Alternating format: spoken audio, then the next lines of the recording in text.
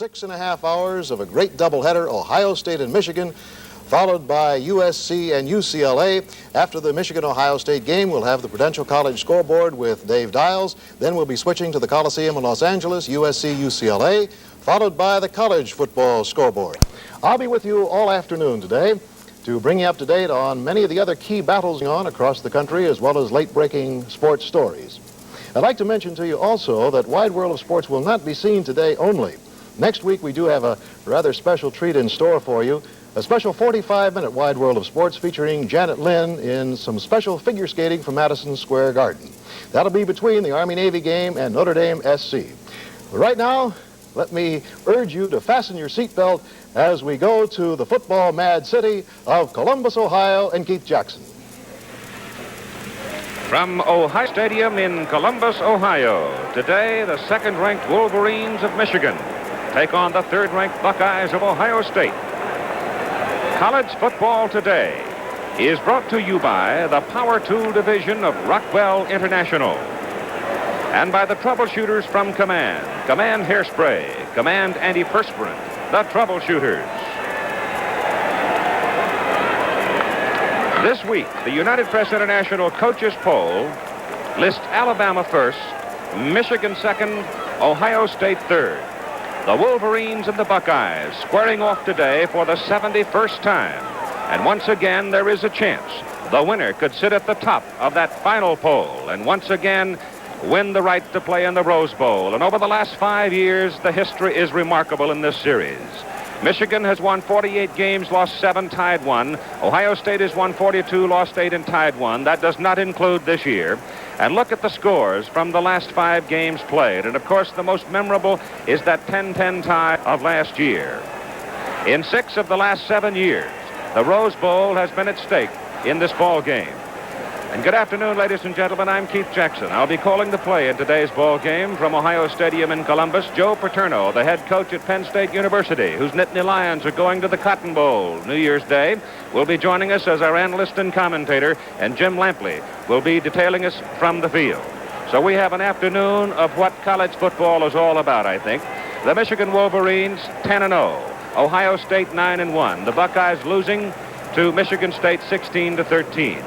It's the kind of a week that you could really get yourself a set of white knuckles if you were a partisan to either one of these teams, because the interest, the fever, if you will, is so fervent it's almost impossible to measure. For example, in Athens, Ohio, at 11 o'clock this morning, Ohio University and Marshall played their football game so their followers and their teams could go home and watch this ball game on television. There have been some compromises throughout this part of the country so people could watch it. And we're delighted to have all of you with us as ABC Sports brings you the 71st meeting between Ohio State and the University of Michigan. There's no law against scalping tickets in this part of the country, in the state of Ohio. Premium prices have been paid. Jim Lampley will detail the two teams for us in just a moment.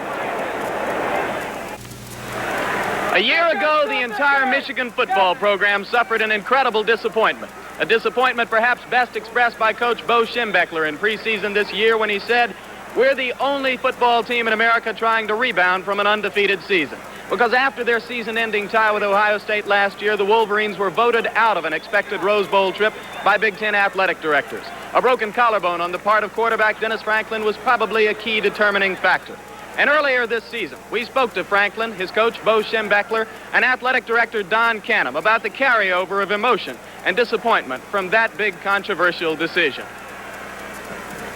A year ago on a Sunday afternoon, you were walking down a street in Detroit when you got the news that your team would not be going to the Rose Bowl despite an undefeated season.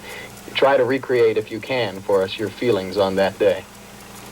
Of course, basically my feelings went out to the 30 seniors, which is the largest senior class I've ever had at Michigan. And I thought that they had done everything they could to achieve their primary goal, which was to go back to the Rose Bowl. Because the sophomores, they had gone and we had lost, and they were determined to go back and win a Rose Bowl game. And then, of course, everybody was very much discouraged and very upset. Do you think the sting of that disappointment is carried over into this year at all? Does it affect the way your team feels? Yes, I think so, particularly our senior group. I think this is basically a rather young team we have this year, having lost so many fine seniors. But I think it is particularly true with our senior group. They played with that kind of determination. A year ago, you won all of them except for one tie. And, of course, everyone knows that after that tie, you had taken away from you a trip to the Rose Bowl that your players thought you had earned. Is that the biggest hurt you've suffered here at Michigan? Definitely. I always felt, like if you work for something, you should be rewarded, what you work for. And, us not being awarded the opportunity to go to the Rose Bowl was very disappointing. Was it the kind of disappointment that's carried over into this year? Has it affected this team? Well, somewhat. I don't think, I don't think everything, our goals and whatnot are based entirely upon, that hurt feeling of last year, but I'm sure it has affected, individuals completely. Don Canham, a year ago, you were sitting in that chair when you heard the news that Michigan would not be going to the Rose Bowl, and obviously at the time it had to be a shock to you. Well, that's right, Jim. It was a tremendous shock. I think the reason it was a shock was because the philosophy of the Big Ten all these years has been not to repeat. And if you don't have to repeat, you shouldn't. And I was certain in my own mind that that philosophy would prevail, to be tied for the championship. And Ohio went the previous year, and that's why it was a shock to me. Well, Bo Schembechler will be trying to mine a psychological advantage today, but in the long run, he knows you win with players, and Michigan has them. The leader is Dennis Franklin. He's also the most questionable commodity on the field today. Franklin has not been completely healthy for a single game this year, and a week ago against Purdue, he aggravated an ankle sprain that's been bothering him for weeks. He is not 100%. He's heavily taped, but he will play because Dennis Franklin suspects that it was that broken collarbone of his that kept the Wolverines out of the Rose Bowl a year ago. And believe me, no one wants to win this game more desperately than Dennis Franklin. Behind him are two outstanding tailbacks. The starter is Gordon Bell. The backup is Rob Lytle. You haven't heard their names that much, but consider this one statistic. Between them, Bell and Lytle have gained more yardage on the ground than Archie Griffin and his backup, Ray Griffin, have for Ohio State. I told you a week ago that the best athlete on the Michigan offense was Gil Chapman. He's done nothing to disprove it. He is the wingback he moved over from tailback a year ago. The biggest assignment facing the Michigan defense today is to try to stop Ohio State on the ground. And one guy who thinks they can do it is defensive end Larry Banks. Banks was feeling his oats earlier this week. He was quoted to the effect that if Archie Griffin is going to get his 100 yards today, he'll have to do it over Larry Banks' dead body. But the Michigan defense is centered around two outstanding linebackers. Steve Strenko, like Franklin, he's not 100%. He has a bad knee and it's heavily taped. His running mate is Greg Dufek, the monster man, and he'll roam all over the field to make tackles today. Those are the Wolverines. As we've told you, they are undefeated and ranked number 2 in the country. But they are not the team that's favored to win this ball game. That team is Ohio State. And in a moment, we'll be back with a look at the Buckeyes.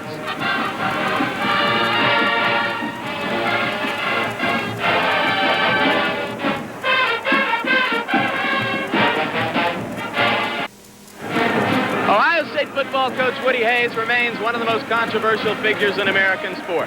Many thought that a heart attack earlier this year would have slowed the King Buckeye down. But events of the past 2 weeks have made it clear that he's still the same Woody Hayes. He certainly hasn't mellowed where the subject of defeat is concerned. He's been called dictatorial, dogmatic, a tyrant. But earlier this week, my producer Darren Smith and I spent some time with some of the Buckeye players, and they spoke of an incredible sense of togetherness. We talked to Woody Hayes about his coaching philosophy. Coach, you have been quoted as saying that the student athletes who are in your football program have to be better people in ways than the other students on campus. How do you mean that? Well, they live a more disciplined life.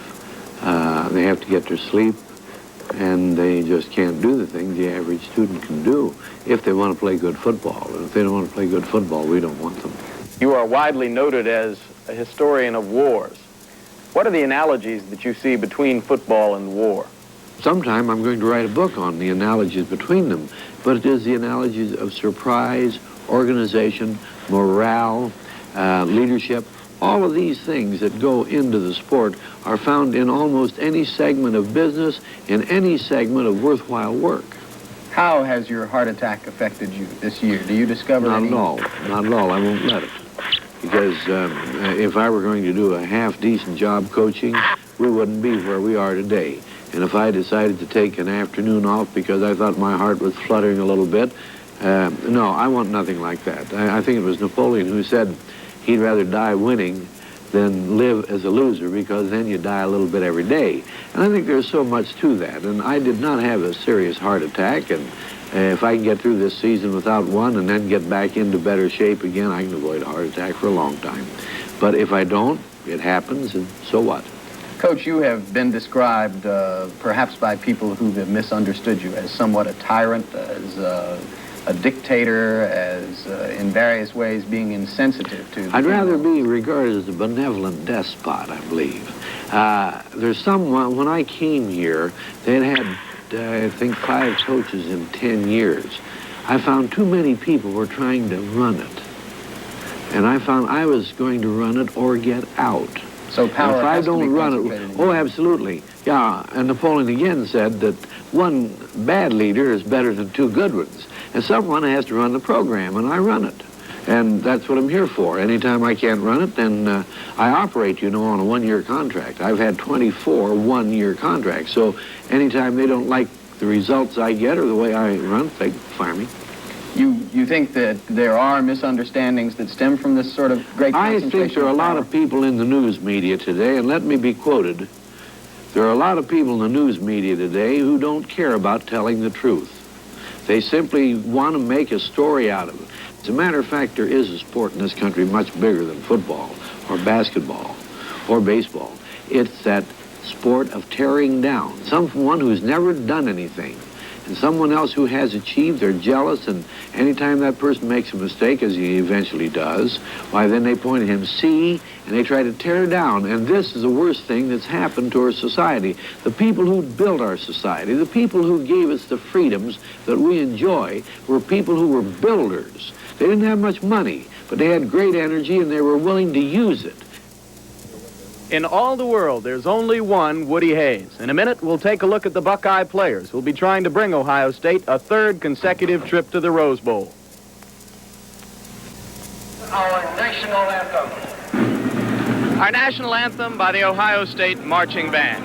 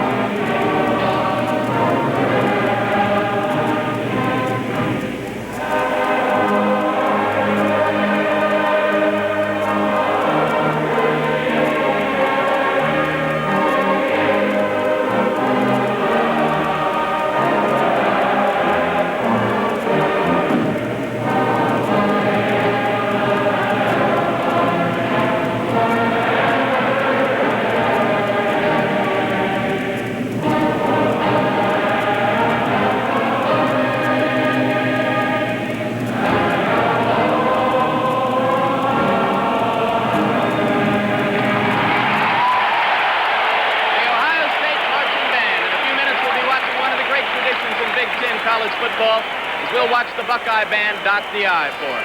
Well, 2 weeks ago, I stood here and told you about an Ohio State football team that was ranked #1 in the country, undefeated, looked almost invincible in every category. I can assure you that the upset loss to Michigan State has by no means impaired the Buckeyes on paper. They are still an awesome football team, especially on offense. And you start with Archie Griffin. The statistics remain incredible, but more important to this football team is the spirit of incessant drive and determination that Griffin symbolizes. A year ago against Michigan, he had the ball 30 times. If the game is close today, the Bucs will once again be going to Griffin. He is most probably the premier running back in the country. The one man who is supposed to keep the heat off of Griffin is Cornelius Greene, the quarterback. Incredibly quick hands and feet. But Greene's arm remains a major question mark. A year ago against Michigan, he completed no passes in 4 attempts. The Buckeyes will simply have to have better balance today. When they get close to the end zone, watch for the ball to be in the hands of fullback Champ Henson. Henson still believes that he scored a winning touchdown in the waning seconds against Michigan State 2 weeks ago. ago. He'll get plenty of chances to try to do it again today. And the Buckeye defense, like the Michigan defense, is centered around two outstanding linebackers. Bruce Elia was a fullback a year ago. He's been moved over to offense this year, and he is the leading individual tackler. His running mate is Arnie Toon. Now let's listen to the Buckeye band.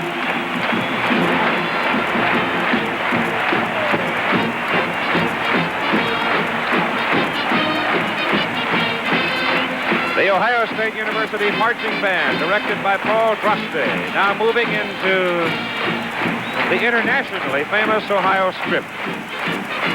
And when this happens, everybody in Ohio Stadium comes to their feet, even the people from Michigan.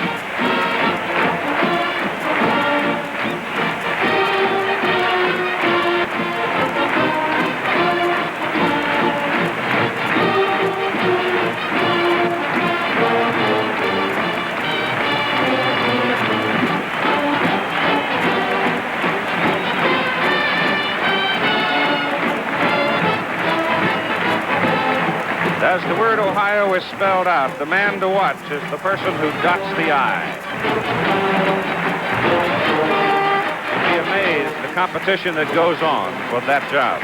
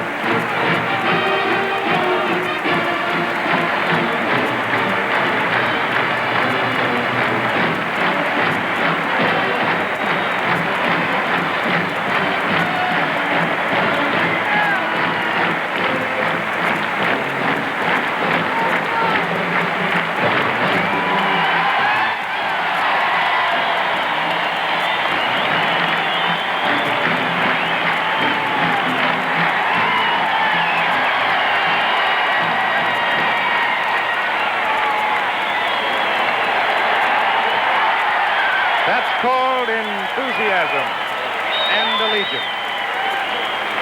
Here again is Jim. I want to tell you there's emotion here today. We've talked about the players in the glamour positions, the ones whose names you're going to be hearing throughout the game. Three key players who could have a determining effect on the ball game. A center who could be an All-American, Steve Myers of Ohio State. He is an outstanding blocker. A defensive back for Ohio State, Neil Colsey, an All-American. He spent time in the hospital this week with a bacterial infection. Supposedly will play. Colsey is a great kick returner.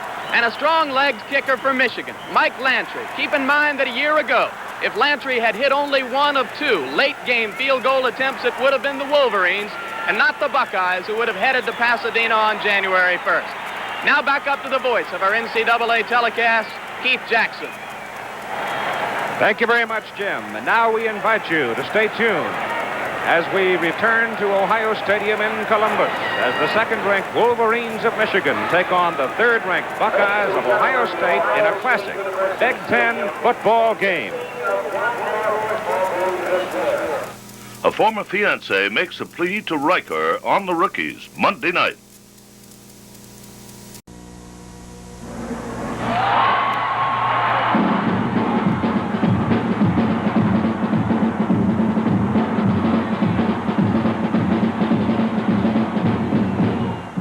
NCAA college football.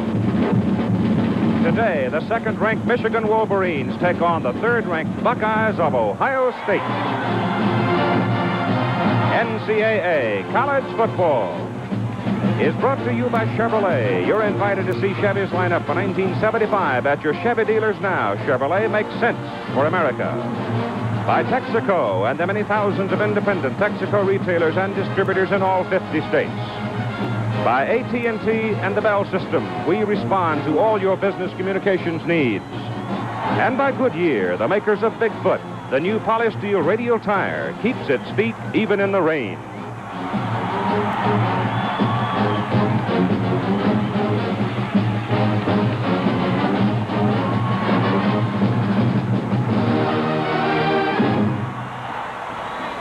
For the past 23 years, either Ohio State or Michigan has led the nation in football attendance.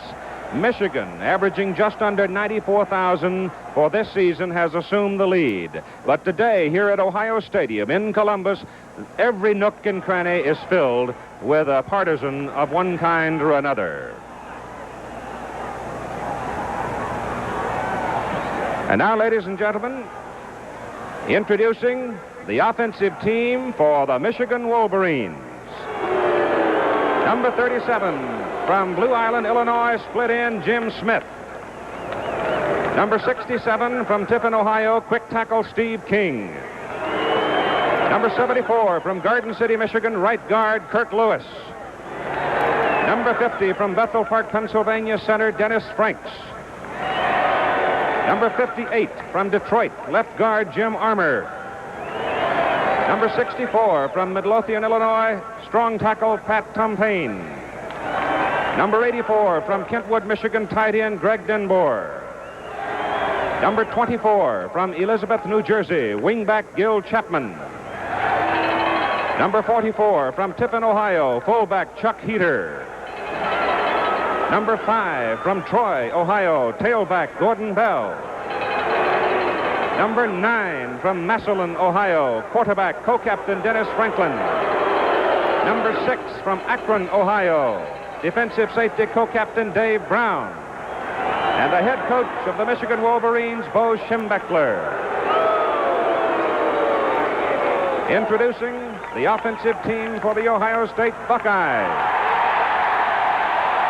Number 80, from Dayton, Ohio, tight end, Doug France. Number 72, from Lorain, Ohio, left tackle, Kurt Schumacher. Number 60, from Gibsonburg, Ohio, left guard, Ted Smith. Number 52, from Kent, Ohio, center, Steve Myers.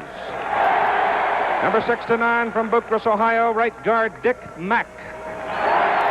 Number 73, from Williamsport, Pennsylvania, right tackle, Scott Dannelly. Number 82, from Xenia, Ohio, split end, Dave Hazel. Number 7, from Washington, D.C., quarterback, Cornelius Greene. Number 48, from Pittsburgh, Pennsylvania, wingback, Brian Bashnego.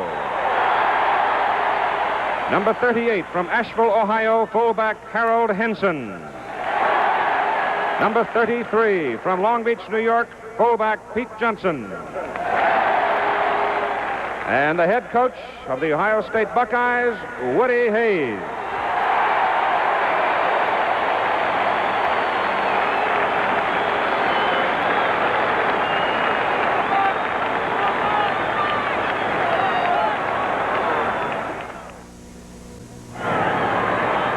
Good afternoon, everybody. I'm Keith Jackson. I'll be calling the play today. Our commentator and analyst is the head football coach at Penn State University, whose Nittany Lions are headed for the Cotton Bowl. A man who, over the last 5 years, has compiled a record, 6 years rather, of 56-7. One of the great coaches in the country, Joe Paterno. You look like you're ready. All you need is a hard hat and get in there, Joe. I tell you, it's got to be, Keith. This is really an exciting football game. I'm really looking forward to it. You look at the history of the Ohio State Buckeyes with a record of 9-1. You see ball control. I think that's going to be maybe the key to the whole football game, especially early in the game, whether Ohio State, when they get the football, can do what they've done to other people. Just take it, control it in a precise way to see whether Michigan can come up with that attacking defense of theirs and force them into some 2nd and 10 situations like that. I think that's going to be one of the key things early in the football game. Ohio State getting the football, being able to keep it without Michigan forcing the line of scrimmage. Of course, the Michigan defense, as you study that, equals field position for the Wolves. Exactly. Michigan's had that ball. The other teams had the ball in Michigan territory several times and not been able to score because Michigan does force on defense and makes the other people go a longer way than they want to go. In this particular ball game, the forward pass has been a missing factor. Well, I think maybe that the key again to the football game as to whether we're going to have a high-scoring game or not will be whether somebody decides to throw the ball early. somebody decides to throw it early and has some success with it, may open up the whole football game for us. There's certainly no shortage of emotion for it from any segment of the population having to do with this game. Now, you can feel it everywhere. You could feel it in town last night. You could feel it this morning. You can especially feel it right now. Not only, I'm sure, up here in the stands, but down on that sideline, there are a lot of young people determined to play a great football game. Joe, nice to have you with us. Right now, let's spend a moment with Bill Fleming in New York. All right, thank you very much, Keith. And, of course, the thing that I think is quite important to mention here is the fact that Michigan has not won in Columbus, Ohio since 1966. That Ohio Stadium is not an easy place to win. Now let's bring you up to date on the key games today that we're going to have special emphasis on. Yale and Harvard, with Yale, one of the 4 undefeated, untied teams in the nation, going for an Ivy League championship today against Harvard. Kentucky and Tennessee, although the SEC championship is going to be decided between Auburn and Alabama. That'll be on November the 29th, which you'll see on ABC. This game is rather important because it will determine who will play Maryland in the Liberty Bowl. If Kentucky wins or ties, they will go to the Liberty Bowl. And then, of course, it's Nebraska and Oklahoma for the Big 8 championship. The Oklahoma Sooners ineligible to go to a bowl, but Nebraska is all set to go to the Sugar Bowl against Florida. Okay, there's more excitement. There's Woody Hayes on the field, and let's go to Keith Jackson. The Ohio State Buckeyes, the home team, will be wearing the home colors or the crimson shirts today. They'll appear red to most of you, while the Michigan Wolverines will be in the white shirts. And there will be a vote on the Rose Bowl team following this ball game, regardless of the outcome. Succinctly, this is the way it will go. If Michigan wins the ball game, or if Michigan ties Ohio State, then the Wolverines will have finished the season with the better conference record, the better overall record, and the vote should be academic. If Ohio State wins the football game, then the athletic directors will fly into Chicago tomorrow, and they will sit down and eyeball each other and cast their ballots. There will be no telephone vote if Ohio State wins it. They will all go to Chicago, meet, and then vote tomorrow. But if Michigan wins it or ties it, then the vote will be done by telephone to the commissioner, Wayne Duke, commissioner of the Big Ten, right here at Ohio Stadium. So that, in a nutshell, is how it'll be handled. The referee for the ball game today is Robert Fallon, and the Ohio State Buckeyes offensively along the front will look like this. As the Buckeyes have won the toss and will receive, it'll be 80 France, 72 Schumacher, who's back in good form and one of the great offensive tackles in the country. 60 is Smith, Myers 52 in the middle. Myers having come off a broken hand. Richard Mack, 69, will be on the right side of the center. 73 is Danley, and 82 is Dave Hazel. So the Ohio State Buckeyes will receive the kickoff from the Michigan Wolverines in the backfield. Cornelius Greene, number 7, Archie Griffin, 45, Champ Henson, 38, and Brian Baschnagel will be 48. The return men for Ohio State, 89 is Leonard Willis. He's a junior out of Washington, D.C. He's the man they like to get the ball. Archie Griffin will also be back there along with Brian Baschnagel, so there is speed to burn on the kickoff team for Ohio State. Kicking off for Michigan will be Mike Lantry, number 36, who had a very good week last week in the field goal department. The weather, the temperature nearing 60 degrees. It is a clear sky, an incredible day in this time of the year, and the ball game is on. The 71st meeting between Ohio State and Michigan. It is Wills at the 3-yard line. Downfield coverage is very good by Michigan, and they get him at about the 13-yard line. So the White Plant Wolverines come downfield in a hurry, and Joe Paterno, this has been one of the trademarks of this Michigan team. Good kick coverage. Yeah, that was a great kick coverage situation, and now Ohio State's got a long way to go, and we'll find out now whether they can dominate the line of scrimmages. They have done in just about every game that they've started with the football. A very interesting thing to put in the back of your head. In the 10 games that they have played so far, Ohio State has scored 9 times on their first offensive possession. Cornelius Greene is the quarterback as they work off the I formation with Baschnagel, the wingback, and Greene rolls. He wants to throw. He puts it up. It is almost intercepted. The pass was very badly thrown, and Tom Drake, number 28, had his hands on the ball at the 22-yard line. Okay. You'll see now that he has a man open. He overthrows it a little bit. He's in a nice position in that zone. He's got right in the right seam. And Greene just overthrew him a little bit. I guess maybe a little bit jittery early in the football game, but it looks like Ohio State's going to start right out throwing that football and keep it loose. But what an emotional lift it might have been for the Wolverines had Tom Drake been able to hold on to it down around the 20-yard line. It's 2nd down and 10 to go now. Let's call it the 12-yard line for this offensive series. Closer there. Greene's going to throw it again deep in his territory, getting pressure. Gillick hits in number 81. The ball squirts loose, but I believe he was down, and he lost a yard on the play. Dan Gillick, a junior out of Sterling Heights, Michigan, drilled in. So Ohio State surprising everybody, going to the air in the first offensive series deep in their own territory as you see the Big Ten standings. Ohio State's only loss coming at East Lansing, Michigan, in one of the most controversial and exciting football games of any season. We have a change at tight end now for Ohio State as Mike Bartosik comes in, number 87, replacing France. He is the better pass receiver. It is 3rd down and 11 yards to go.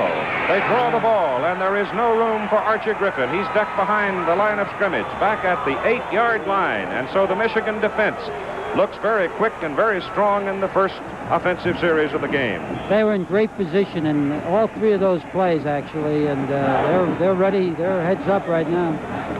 Michigan figures to get the football in good field position as Ohio State is going to have to go to the punt and kick it out of the end zone. And it'll be Tom Skladany doing the punting, number 1. He is averaging, Skladany, 45.5 yards per punt. He gets it up in the air. He does not get a 45-yard average out of that one, but he does with a roll. It takes an Ohio State bounce, and it rolls dead at the Michigan 47-yard line, 44 yards on the punt. And Michigan gets the ball almost in the middle of the field. And along the front for Michigan, they'll line up this way. 37 is Smith at split end. King is 67. Lewis 74. Dennis Franks number 50 in the middle at center. Armour 58. Tom Payne 64. The tight end is Denbour 84. And the Michigan backfield. Dennis Franklin at quarterback. He says he feels pretty good, but the ankle has to be sore. Bell, the tailback, Heater, the fullback, Chapman, the wingback. It goes to Gordon Bell. He's in Ohio State territory. From his own 47-yard line, he takes it to the close to the 48-yard line. Some good blocking up front there, and a nice block by the lead fullback on that play. Looks like Michigan's going to do what we thought Ohio State might do. They're going to try to test that inside of Ohio State's line. Go right at them. They're in great field position. They can put together a couple of first downs. They'll be in that 4-down area. Call it a 4-yard pickup for Gordon Bell, the tailback. The ball is on the Ohio State 49-yard line. Dennis Franklin gives it to the first man, Chuck Heater. Heater goes to the Ohio State 45-yard line. He gets 4 yards. Pete Cusick, number 71, the weightlifting 250-pound defensive tackle from Lakewood, Ohio, makes the stop on him. And you're looking now at a 3rd down and 2 for white-shirted Michigan. The Wolverines have won all 10 ball games. They've had to struggle in a couple of them. The Illini, as you can see, gave them a hard time, but last week we saw them against Purdue, and they were magnificent. The ball is just inside the 45, 3rd down and 2 yards to go for the first down for Michigan. It goes to Bell. He's got the first down as he penetrates to about the 42-yard line. The block thrown by Chuck Heater, the fullback. He led him through the hole, but some good work on the right side by number 58, Jim Armour, the right guard. That's a big first down, Keith. They get another one right now, and they're, as I said, in the 4-down area. They get a chance to 4 downs to make a first down, and they're in good position to get on the scoreboard first, which I think psychologically is a big thing in a football game of this stature. This is the first of 2 games to be seen on most of these ABC stations today at 4 Eastern Time. The other half of the Rose Bowl battle between USC and UCLA. Franklin sets the throw. He goes to Chapman. He's got him open.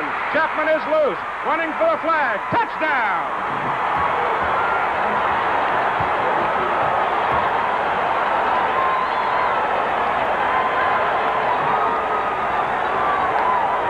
Keith, that was a great play fake by Franklin, and Chapman came across from the slot position and just found an opening spot in there, and Franklin just put it right on the button. That was a great football play. Gil Chapman, who figured to be a dramatic figure in this football game, getting into the middle, and he is a fine athlete. Joe Paterno, you know, because you got well acquainted with him. That's right. We tried very hard to recruit him. All right, Mike Lantry is in for the extra point try out of Tom Drake's hole. Mike puts it up, left foots it through there. And so 11:52 to play in the first quarter. Michigan takes the lead by a score of 7-0, and let's have another look at the touchdown. As you see, here's Chapman. Now they're faking away from Chapman. And now he just works into that open area, gets the ball, makes the man miss him, makes a beautiful cut on that nice downfield block by the tight end. And that's a really big league play. That's a great way for Michigan to start. 7-0 Michigan. Reasonable quiet now settles over Ohio Stadium as Michigan has taken the ball and gone 53 yards in 4 plays in 1 minute and 48 seconds to take a 7-0 lead over the Ohio State Buckeyes. The Buckeyes were favored to win this football game on their home field. They may yet do it, but they will work harder, I suspect, than they anticipated they might have to. It'll take the resource of every man to bring it back, because Bo Schembechler and his Michigan Wolverines, they were steaming last weekend about this ball game, and no question about it, the fever for this game is as high as any as I have ever seen. So Mike Lantry will kick it off again for Michigan. The deep men are Leonard Wills, 89, 45 Griffin, and 48 Baschnagel. And the kick is drilled into the end zone. It'll go out of the end zone, and Ohio State will put it in play. First down at their own 20-yard line. If you want to see the touchdown and just joined us, here it is again as Gil Chapman takes the pass from Dennis Franklin, gets a great block from the tight end, and takes it in from 42 yards.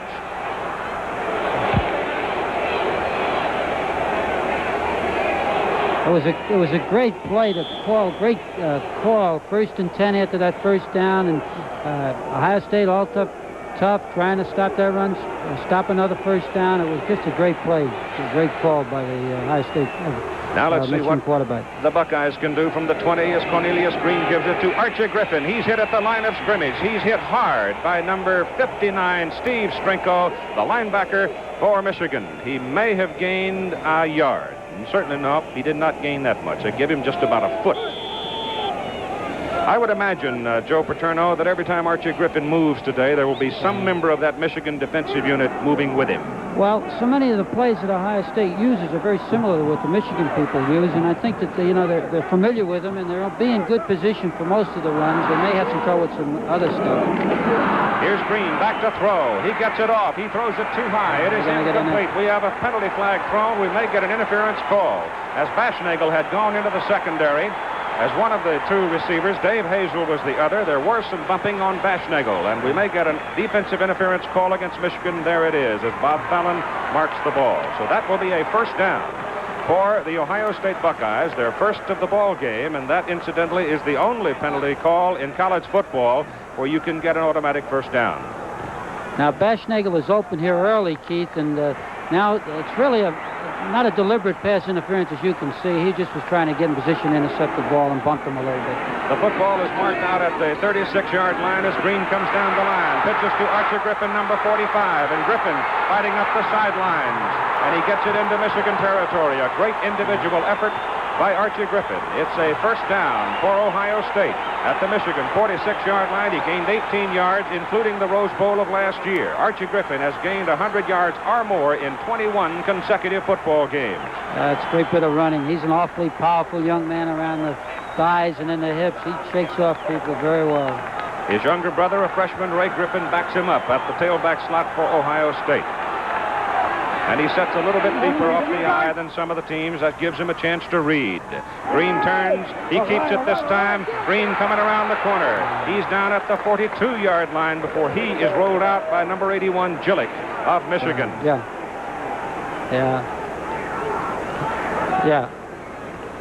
As you watch this, you'll see the fullback make a great block on Strinko here, and there's some good ball handling here, and I think he gets lost with the fake.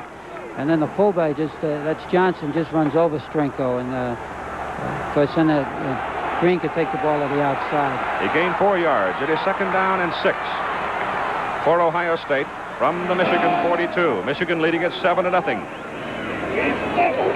With 11 minutes to play in the first quarter, it goes to Pete Johnson, number 33, in at fullback, a 246-pound sophomore out of Long Beach, New York.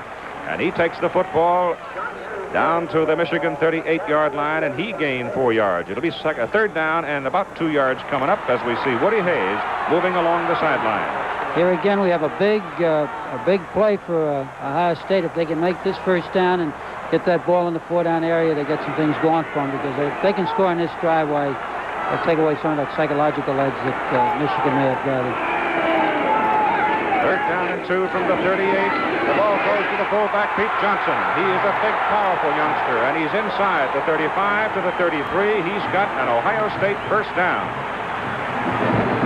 He ran it right behind Myers, Mack, and Smith. A good block by the lead halfback on that, too. Did a good job.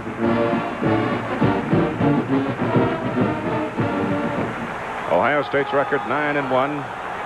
They clobbered most everybody except Michigan State. Ball is at the 33-yard line. It goes to Archie Griffin. He skips away from one, but good pursuit by the Michigan Wolverines. Gets him after a yard, maybe 2-yard pickup. Number 32 is in on the play very quickly, Larry Banks, and Tim Davis, the middle guard. Tim Davis only weighs 210 pounds. He's a junior out of Warren, Ohio. Perhaps not as big a man as you might expect to find playing the middle guard position in Big Ten football. But very quick, and Michigan does a lot of stunning with him, a lot of looping. He very rarely plays smack into that center. He's going to go to his right or left most of the time, or get in a gap to offset his lack of weight. Second down and 9 yards to go from the 32-yard line. Greene keeps the ball after a fake to Griffin. Fumble! Michigan recovers it. Steve Strinko, number 59, comes up with a football.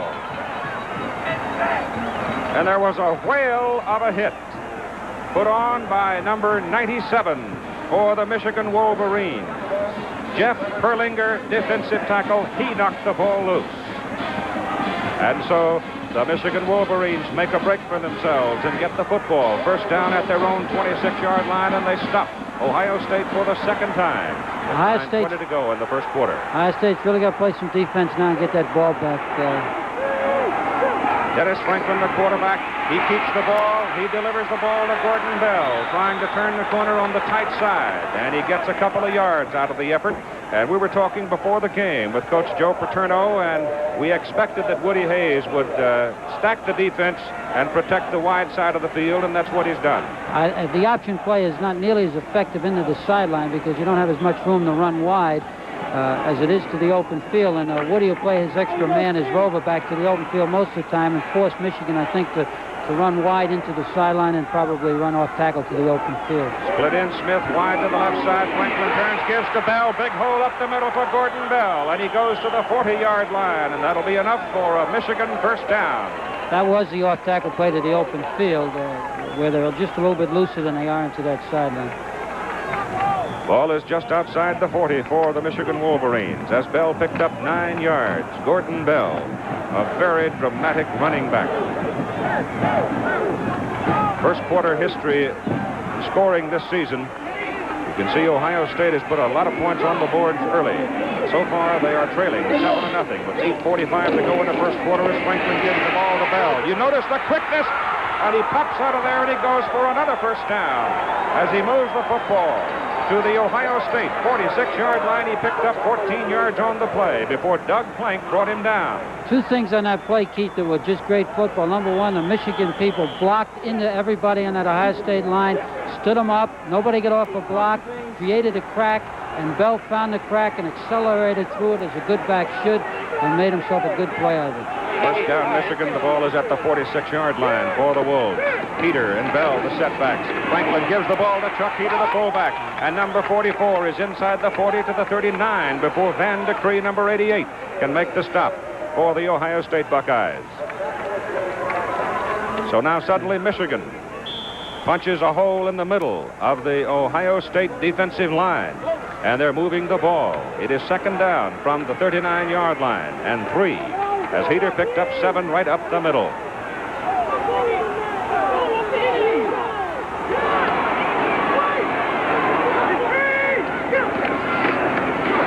Franklin keeps it, turns inside, hit at the line of scrimmage, spins ahead, he gets to about the 36. He will be close to the first down. It was Nick Bonamici, a sophomore out of Brentwood, New York, who made the stop for Ohio State.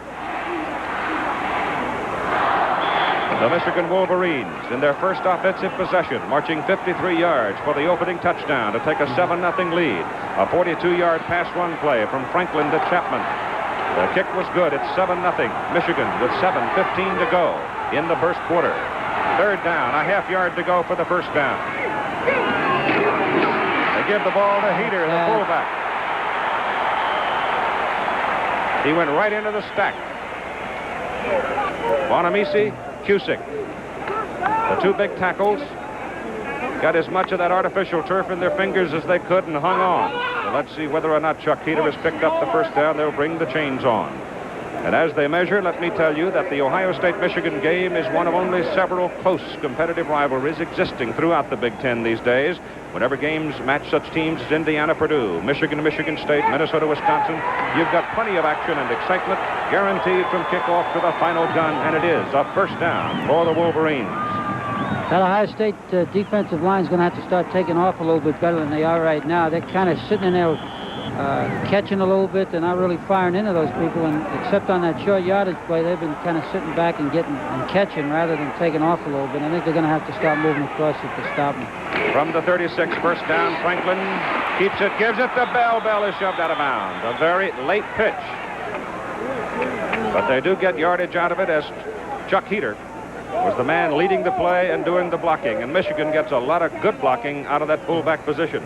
And again, running that option into the sideline. And boy, that Franklin does a great job of holding that football until the very last moment. A lot of people, that looks easy, but boy, that takes a lot of poise and confidence to hang on it right up until the end and then let it go. And he did that very well. He got 5 yards on the play. It's second down and 5 for Michigan at the Ohio State 31-yard line with 6:45 to play in the first quarter. Franklin gives it to Gordon Bell. Comes over left tackle. And Bell is down to the 27-yard line before Van de Cree, number 88, makes the tackle. Bell has carried 7 times. He's picked up 43 yards. I'd say that left tackle, that quick tackle for Michigan is doing a great job. He's had 2 fine blocks on that play in a row, and he's hitting into that man and turning him very well. We're looking at third down and 2 yards to go for Michigan. George Pisgotsky, another tight end, comes in. It's a double tight end. Chapman leaves. They've gone for the big guys. They're going to go on the ground for it. Here's the pitch outside to Bell. Got the first down. He's inside the 25. He's at the 22-yard line before Tim Fox and Doug Plank can bring him down. They needed 2. Bell got 6. Okay. Now, let's look at the center, Steve Myers, in here. Franklin, go right into the Michigan boy Jones and just do a great job. Look at that. That's just a great job. That is Franks, number 50. Good Pennsylvania boy. Ball is on the 22-yard line of Ohio State. Michigan, first down. 5:50 to go, first quarter. Wolverines leading 7-0 and marching. It's Bell again. Gets out. Almost got outside. Pete Cusick, number 71, penetrated, got a piece of him, slowed him down. Arnie Jones, 42. And then Bonamisi put him away. Come on, Big D. Just a step away right there to go. Yep. 1 step, and he'd have been headed for the flag. He gained 2. Ball is very near the 20-yard line. Michigan jumping on top and controlling the football game at this point. Ohio State's first offensive series was -4 yards. Second time, they fumbled it on the 26 of Michigan. Franklin back to throw. He gets it off. He goes for Smith. He missed it. Good defense by Neil Colsey of Ohio State. Jim Smith, number 37. Dennis Franklin, number 9. The quarterback was flattened after the pass. This is Smith now in the isolation. Watch him run down here. Does a nice move. Breaks out. And Franklin delivers this ball under a lot of pressure, and he's on the target right here, and the 2 people go up for it. Great play by Colsey. I think Dennis looked into the middle of that secondary, was looking for Chapman. Chapman had a crowd. 3 people around him. That's right, kid. Third down. And about 8 yards to go. Dennis Franklin goes to throw again. Better protection. Gets it off. Intended into the end zone for the tight end, Greg Denboer. Incomplete. That's not a good throw by Franklin. They're in field goal position. He shouldn't throw that ball up for grabs where it might be intercepted. That gives up a scoring opportunity, but it was That'll happen once in a while. He had pass protection that time, Joe. I thought perhaps that he could have exercised a little more patience. Yeah, you know, you don't want to throw that ball away when you got a chance to get 3 points. From 37 yards, 37-yard effort. He'll kick it from the 27, 10 yards in the end zone. Mike Lantry, ball is down out of Tom Drake's hole. It is up. It is good. A 37-yard field goal by Mike Lantry. And with 4 minutes and 57 seconds to play in the first quarter, Michigan leads Ohio State 10-0. This is Keith Jackson along with Joe Paterno, head football coach at Penn State University. Sitting high atop Ohio Stadium, Jim Lampley is with us as we cover the 71st meeting between the Ohio State Buckeyes and the Michigan Wolverines. And with 4:57 to play in the first quarter, Michigan has jumped to a 10-0 lead, a 53-yard drive, and a 37-yard field goal. And Leonard Wills now shielding his eyes from the bright sun. It's a clear day. It's almost 60 degrees. And Willis is back there along with Archie Griffin and Bashnagel and Lantry. Kicks it very, very high. And Willis looks into the sun, takes it on the 5. He comes back to the 19. On the tackle, Tim Davis, 56, 28, Tom Drake, Michigan. Let's call it the 20. Terry O'Neill, our statistician, is right in the first place. He wrote down a 15-yard return. The ball's just shy of the 20-yard line. Cornelius Greene, number 7, checks into the Ohio State huddle. The Buckeyes are wearing the red shirts. Michigan leading 10-0, wearing the white. Michigan's defense has been most impressive. They've stopped Ohio State twice now. Bashnagel is in motion with Johnson and Griffin behind him, and it is Johnson, the fullback, into the middle. He gets a couple of yards, and that's all. Here's Jim Lampley. You're watching a lot of Ohio high school football products on both sides of the line of scrimmage today. 10 of Michigan's 22 starters are from Ohio. 31 players on the roster are from Ohio. By contrast, only 6 Michigan players on the Ohio State team. It's a matter of geography. The Ohio State people just don't like to recruit in Michigan. Michigan's people love to go to Ohio, where the best high school football is. Keith? Second down and 8 yards to go. Archie Griffin trying to pop it over the right side. Had his feet taken from under him by Tim Davis, number 56, the middle guard for Michigan. But he did get the football out to just beyond the 25-yard line. So let's call it third down and a long 4 for Ohio State.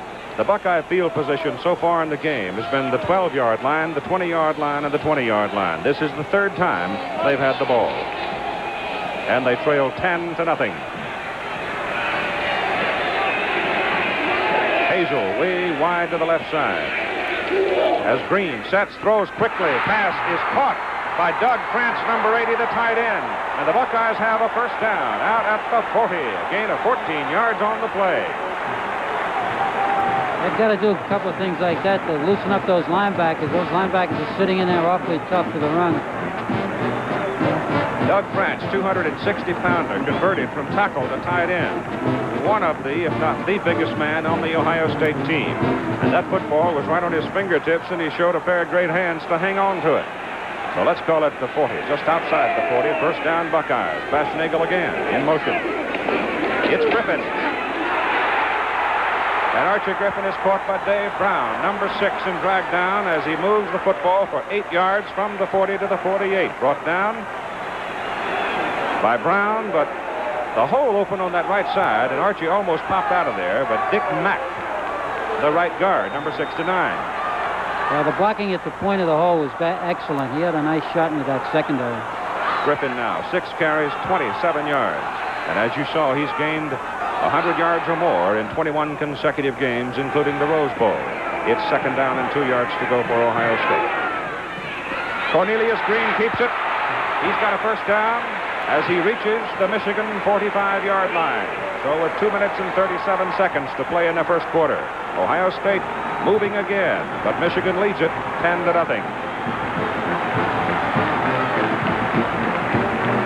He looks like he can fly too, Keith. Got a nice hole there, and he was ready to take off. It's like sitting on a keg of dynamite playing defense against these people.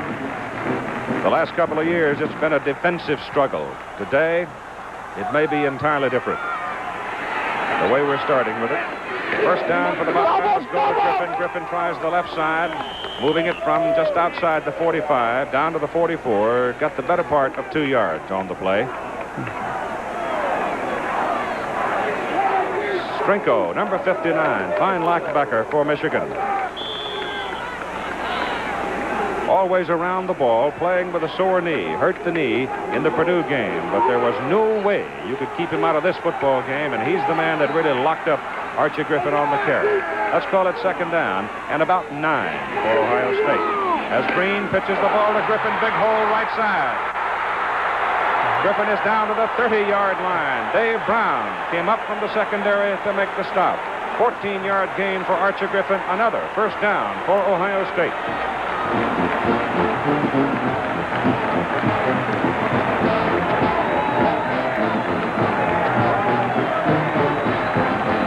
Michigan came into the ball game 10 wins and no losses. Archie now needs 28 yards to break his own Big Ten rushing record. Ohio State 9-1 coming into this game, second and third in the UPI poll. And Pete Johnson, the fullback, carries the ball into the middle. Tim Davis, the middle guard, makes the stop. Johnson became a sensation for Ohio State in the Rose Bowl against Southern California last year when he had a tremendous day as the Buckeyes won that ball game. And he's very much a part of the Ohio State offense, and he's only a sophomore. Inside a minute to go now in the first quarter with Michigan leading at 10-0. 50 seconds to play. Ohio State second down and 7 yards to go. The ball is inside the 28. Greene keeps the ball. Gillick is after him, shirt tails him, and drags him down back on the 35-yard line. It was Gillick, number 81, who made the first contact with Greene. Greg Morton, 77, came over to polish him off. He lost 7 yards. Yeah, that's a big defensive play for Michigan. Not only forces Ohio State into a passing situation, also gets them out of field goal range. The ball is back exactly on the 35-yard line of Michigan. First quarter is about gone as the clock continues to run. We're inside 10 seconds now. This will be the last play of the first quarter. Third down and about 14 yards to go as Cornelius Greene gets outside. He's got one blocker, but he gets it back down to about the 30-yard line, and there he is buried. And time has expired at the end of the first quarter at Ohio Stadium in Columbus, Ohio. Michigan 10, Ohio State nothing. Tom Klaban, number 6, is in the lineup. He will try a field goal. He will hit the football from, let's say, the 37-yard line. That is a 47-yard field goal try. He's kicked 4 out of 6 this year. Ohio State scoreless in the first quarter. Bad snap. It comes rolling back to him, but he's got enough on it. And it is good. A 47-yard field goal by Tom Klaban. And Ohio State is on the board. With the wind at his back. That was a great kick because the snap was poor, and he juggled the snap. The kid kept his concentration, kept his eye on the target, and kicked right through the football. That is a super kick.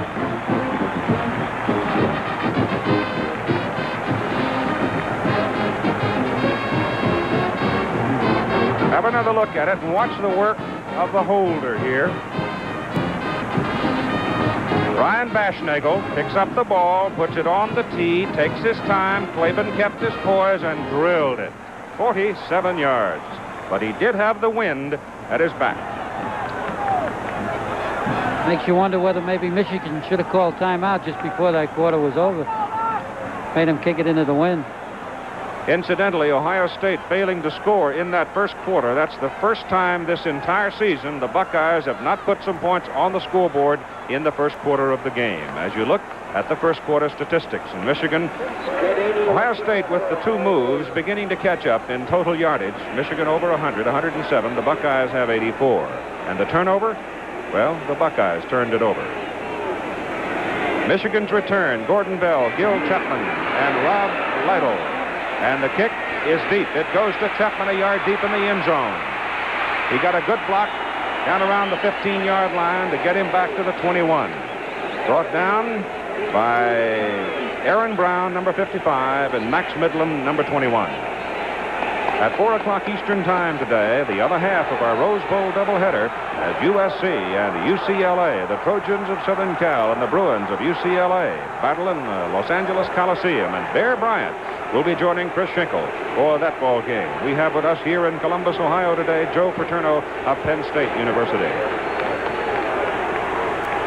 21-yard line as Franklin gives the football to his fullback, Chuck Heater, and Heater takes it to the 26. That's a pickup of about 5 yards. And on the sidelines, Ohio State's snapping and holding team getting in some practice. Second quarter of play just getting underway, and it's Michigan 10, Ohio State 3. Michigan in white, Ohio State wearing the red.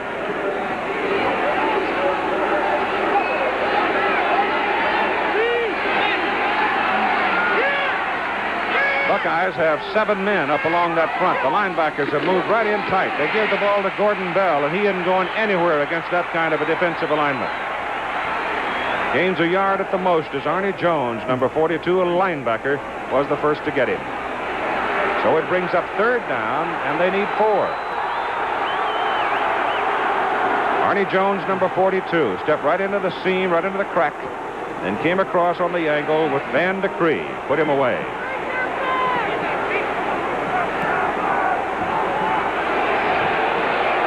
All right, Smith, number 37, comes wide to the right for Michigan on 3rd down and 4 at the 27-yard line. And Dennis Franklin slides down the line, pitches that ball outside to Bell. Bell gets around the corner.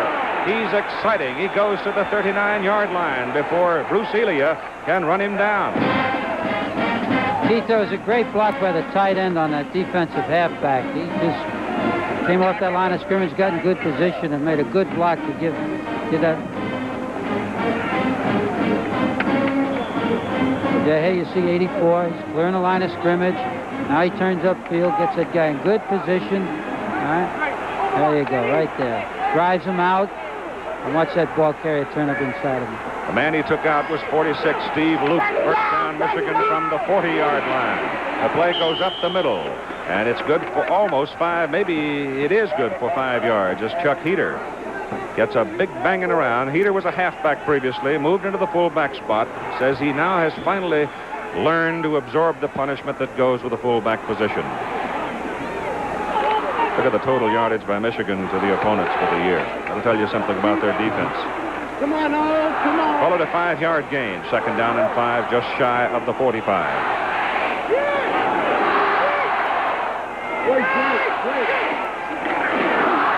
Franklin.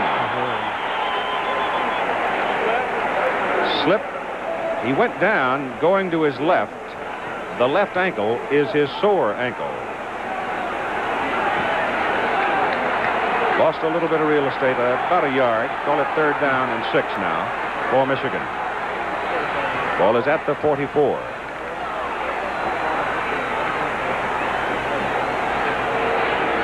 Ohio State's got to stop him on one of these 3rd down plays, get that football back. 3rd down and 6 from the 44. Michigan 4 out of 5 in converting 3rd down plays. Franklin back to throw. He gets it over the middle. It is intercepted. Picked off by Bruce Elia. And Elia brings the ball back to the Michigan 44-yard line.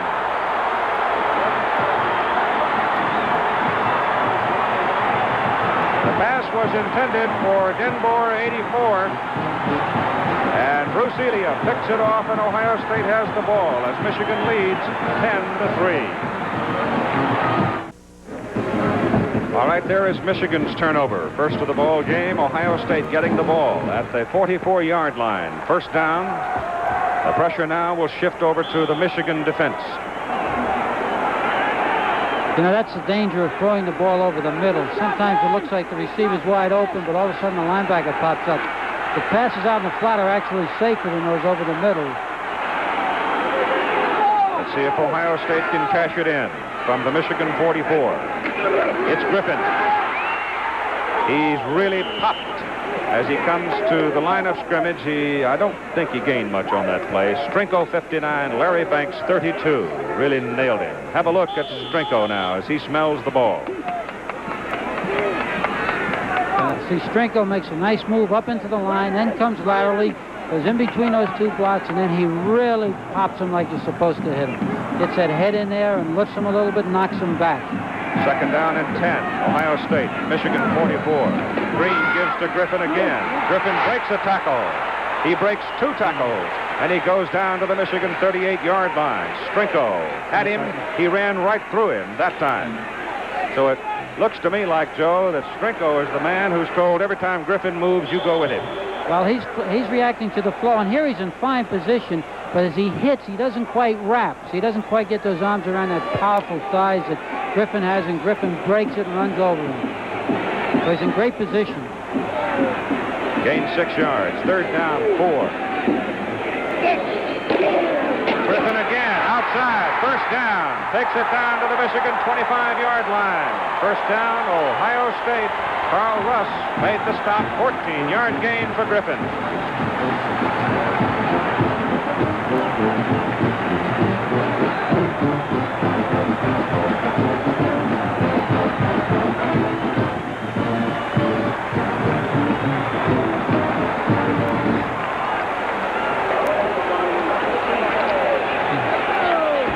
Bartosik, 87 in at tight end.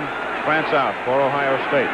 And you see Griffin accumulating numbers again today. Griffin carries one more time. He's inside the 20 down to the 17-yard line before Larry Banks brings him down. He took it for 8 yards, and he should have broken his own Big Ten rushing record with that carry.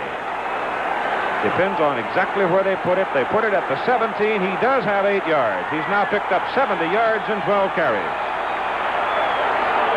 Ohio State is starting to work into the sideline as we thought Michigan would against Ohio State there. Michigan's got their Wolfman out, Dufek out to the open field, and Ohio State's running back in here into the sideline. Cornelius Greene keeping the ball. No place to go. The play did not develop as it was conceived, and Greene was suddenly left naked out there, and he lost 5 yards. Dufek, the Wolfman, makes the stop, number 35. See, this time Ohio State decided to go to the open field, and Dufek was in great position.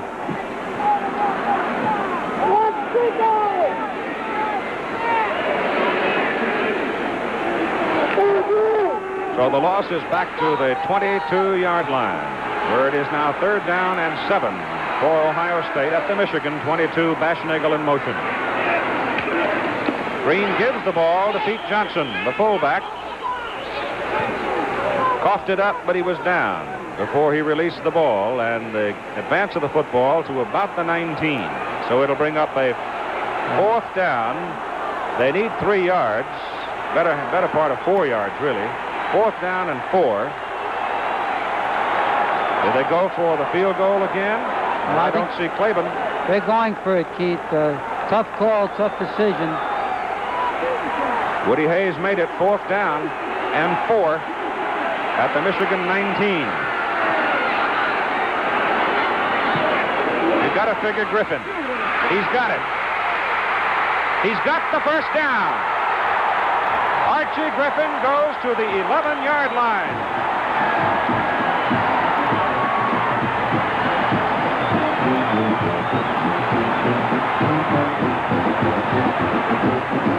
Dufek had a shot at him and just missed him.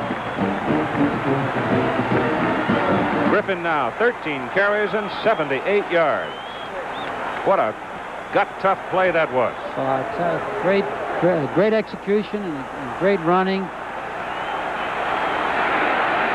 First down, Ohio State at the Michigan 11. Michigan leading 10-3 with 7:35 to go in the first half. Griffin again runs into the right side and gets to the 9. Rick Koshak, middle guard, 92, made the stop. Tim Davis out of there, hobbled off the field a moment ago.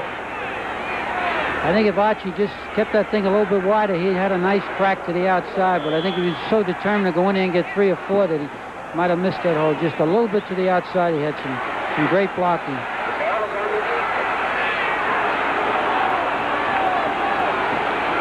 Just inside the 9. Second down. Griffin Gets a couple of yards, maybe the 7-yard line. Calvin O'Neill, 96, linebacker. Perlinger, 97, tackle. There, Bruce Elia, the man who intercepted Dennis Franklin's pass, which gave Ohio State possession at the Michigan 44. Elia was a fullback last year when Henson got hurt. Elia stepped in and played fullback for him. He's a fine athlete. He went back to his first love, linebacking, this year. It is 3rd down. The ball is just inside the 8-yard line of Michigan. Cornelius Greene looking for a gap in the line. There was nothing there. Perlinger's Morton, both of them pinching in and sealed him off with help from Koshak.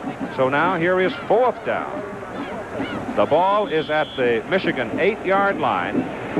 4th down, they need 7 yards for a first down and 8 yards for the touchdown. If they go for the field goal, and they will, as Klaban comes in, it'll be a 25-yard field goal try. From the 15, Baschnagel gets another bad snap, but gets it down. The kick is up, and it is good. So Tom Klaban hits a 47-yard field goal. Now he's at a 25-yard field goal. And with 5:50 to go in the first half, Michigan 10, Ohio State 6. Doug Porter is a freshman in doing the snapping for the kicks for Ohio State. And again, that snap was a little off target, but Baschnagel is a pretty good shortstop. Handled that ball well, and Klaban has drilled it. Gil Chapman now, number 24, is the deep man standing at the goal line. Flanking him are Gordon Bell and Rob Lytle. Ohio State getting 2 field goals from Tom Klaban, trail in the ball game by a score of 10-6. Michigan has been very quiet offensively here in the second quarter. After dominating the first quarter, they bump together in the end zone, Bell and Chapman, and they will down it there, and Michigan will have the football, first down, at the 20-yard line. Watch Baschnagel here, number 48 Holder now. Watch him. Ball comes scooting back inside right at the shoe top. Scoops it up, handles it with soft hands, puts it on the tee, and Klaban popped it right through. Well, Baschnagel's a great athlete. Great athlete. Another good Pennsylvania boy, Keith. A lot of good old Pennsylvania boys going to be busting helmets Thanksgiving night. Yeah. That's and Penn State. You'll see it over most of these ABC stations at 9 Eastern Time, Thanksgiving night. Dennis Franklin gives the football to Gordon Bell, the tailback. He tries to go up the right side. There's nothing there but a mass of humanity. He'll get a yard out of the play. Since Dennis Franklin threw the touchdown pass of 42 yards to Gil Chapman, he's 0 for 3 and has had 1 intercepted. But his football team, the Michigan Wolverines, wearing the white, leading by a score of 10-6 with 5:25 to go in the first half.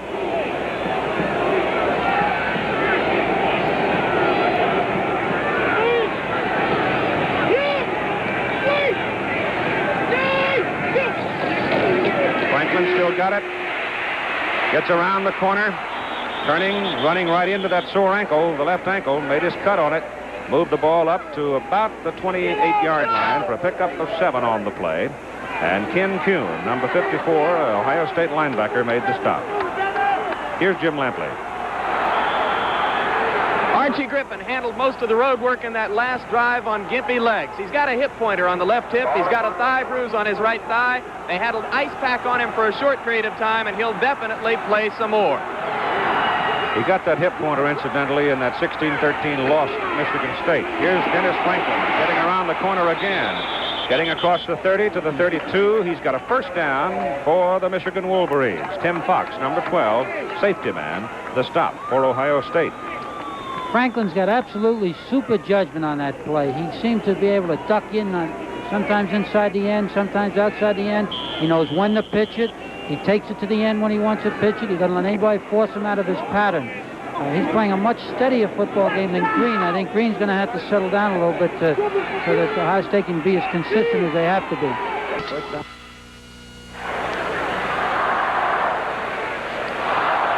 We're back at Ohio Stadium. The football is at the 34-yard line of Ohio State. Mike Lantry is in to try a field goal from the 41-yard line. That's a 51-yard field goal. Will he try for it against a 15-20-mile-an-hour wind? Yep. It has absolutely no chance. The ball skitters off the foot, goes into the end zone, and Ohio State holds, takes over first down at their own 20-yard line with 1 minute, 11 seconds to play in the first half, and Michigan leading it 10-6. The Ohio State defense stopping Michigan. Michigan has been relatively quiet here in the second quarter of play.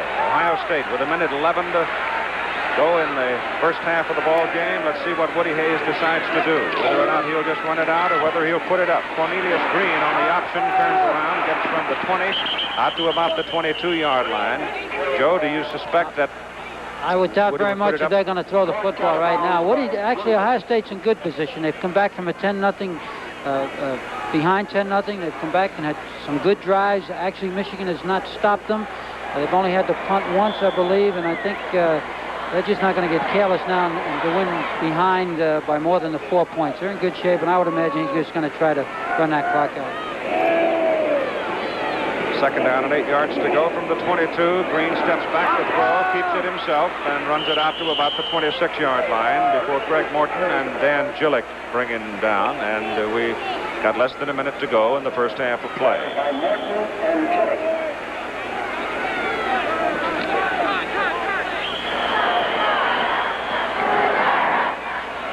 Now time called for a moment off the field.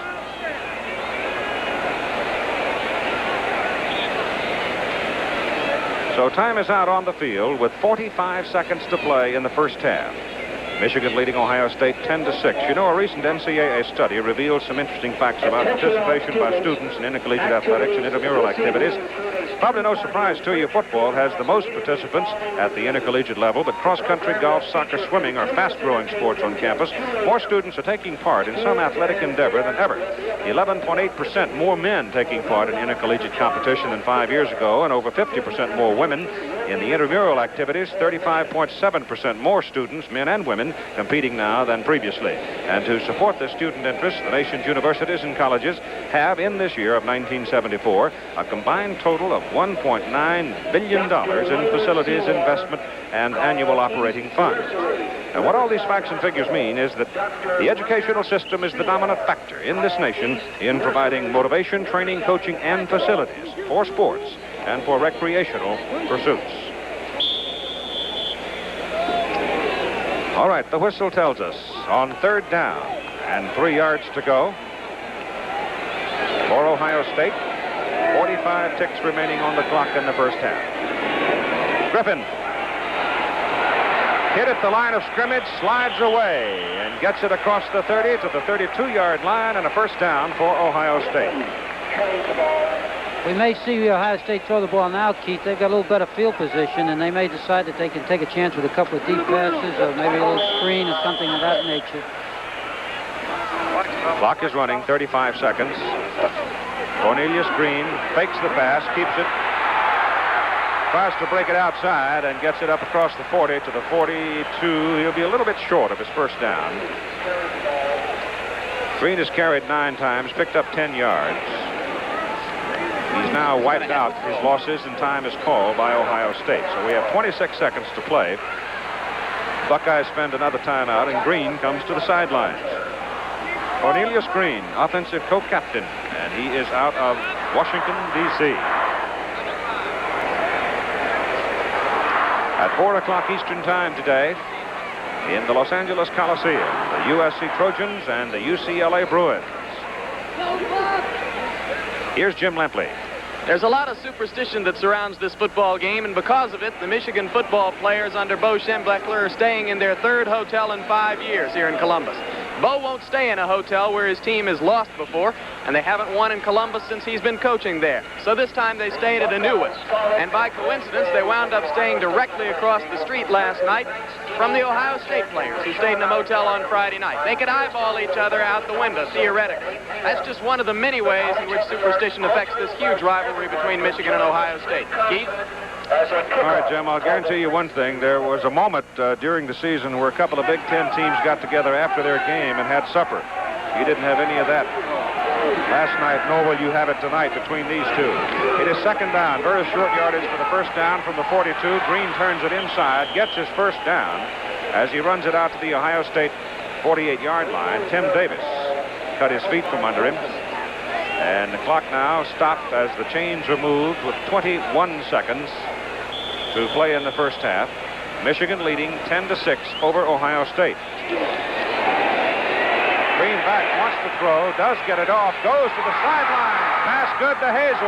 He's down at the 26-yard line of Michigan. 10 seconds to play, 25-yard gain.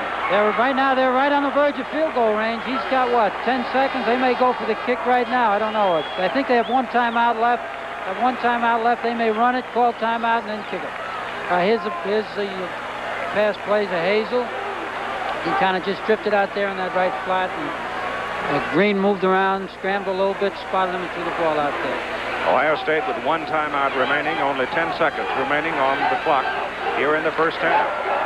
I would imagine they'll run that ball to the left over here, give it to Griffin off tackle left, try to get it right in the middle of the goalpost. First down at the Michigan 26. Griffin goes instead of the left to the right. So the ball is going to be on the right hash mark as Cal O'Neill makes the stop for Michigan with 6 seconds to play in the first half. So Bashnagel comes in to hold it. And Tom Klaban, a junior out of Cincinnati who's kicked a 47-yarder. He's kicked a 25-yarder, will now try a 43-yard field goal for Ohio State.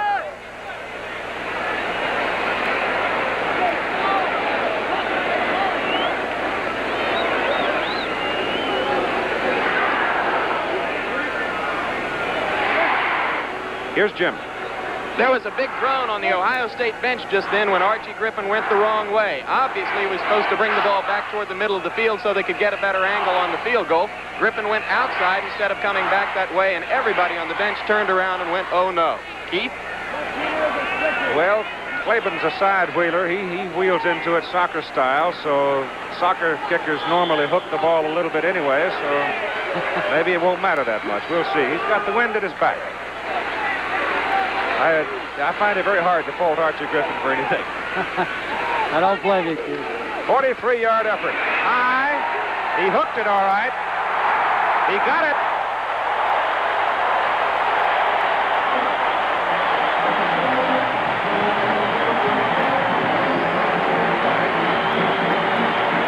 With only 2 seconds remaining on the clock before the end of the first half, Ohio State pulls within a point as Tom Klaban gets his 3rd field goal.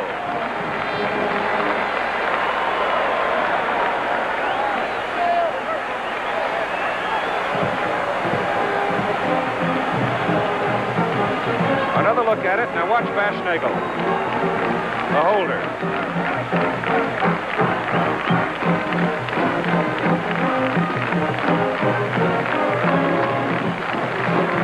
Well, he's been handling the ball all day. This time he went for the holder. 3 for 3 in a pressure ball game like this. Not too bad for that young man. Boy, they're great kicks. That one had a lot of distance, a lot of height. I would imagine now they'll probably onside kick this thing. I doubt they'll kick it deep with 2 seconds to go. 10-9. Nope, little chip shot, short. It goes to Chapman down at the 8-yard line. And Chapman is dragged down. And the first half is over. So after 30 minutes of football here at Ohio Stadium, we have just about what we expected. A struggle. The Michigan Wolverines, 10. Ohio State University, 9. And we have the bands representing both these great universities to perform at halftime for you. Now, let's go to Bill Fleming in New York. All right, thank you very much, Keith. And what an exciting first half it was between those two teams. And I can only say this, that it's always been exciting between Michigan and Ohio State. If you add up the scores in the last 5 years, you find out that Michigan, going into today's game, has 64 points. Ohio State has 63, and it's just that close right now. Let's take a look at some of the scores that we have right now. Iowa and Michigan State are waging quite a battle today. Michigan State went out 10-0, then fell back by the score of 14-10. Now regained the lead 24-21. Air Force and Notre Dame are playing today. Notre Dame leading by the score of 7-0. In the Tennessee-Kentucky game, Ricky Townsend of Tennessee, the barefooted kicker, has kicked a 25-yard field goal. In the first quarter, it's 3-0 Tennessee in that one. This game started early so that the players could watch the Ohio State-Michigan game, and Ohio U won it 35-0. That's a final. And finally, Yale over Harvard by the score of 7-0. You're watching another exclusive of ABC Sports, recognized around the world as the leader in sports television. We'll return for halftime festivities at the Michigan-Ohio State game. But first, let's pause for station identification. Burt Lancaster stars in Valdez is Coming, tonight on ABC.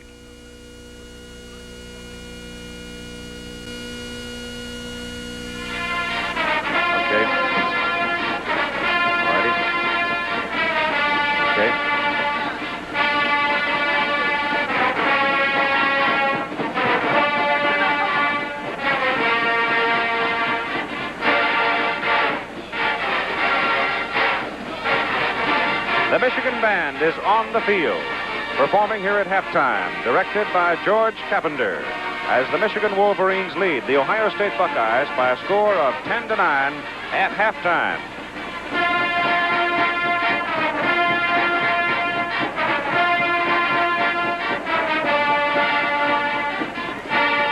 Michigan getting on the board with this touchdown play, a 42-yard pass run play from Michigan quarterback Dennis Franklin.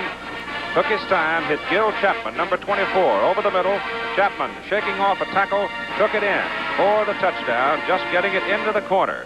Here was the key moment for him as he was able to shake that Ohio State tackler, then got a good block downfield and took it into the corner for the touchdown, and the Wolverines had the score. That plus a 37-yard field goal, but Mike Lantry gave them a 10-0 lead. But now Tom Klaban has come back to kick 47-25, and this 43-yarder to give Ohio State its total at halftime of 9 points, and that's where we are. 10-9, Michigan leading Ohio State here at Ohio Stadium. The day is perfect. Temperature about 60 degrees. You can't find a cloud, and it's a marvelous day for a college football game. What better game could you have than this one? Right now, let's rejoin the Michigan Band, directed by George Carpenter, and some music under the theme of Let's Dance, and it'll feature the music of Duke Ellington.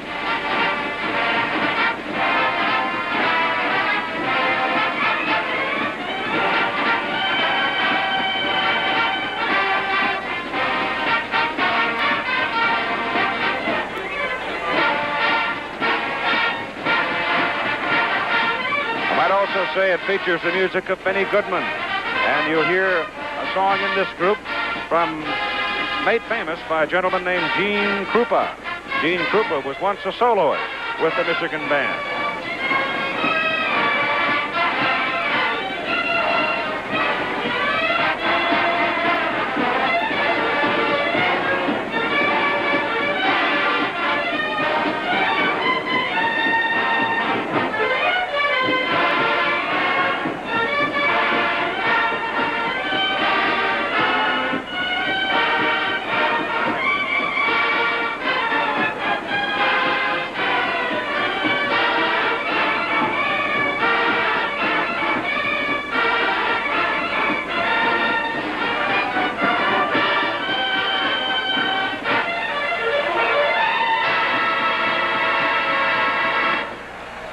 From the clarinets of Benny Goodman's famous Let's Dance.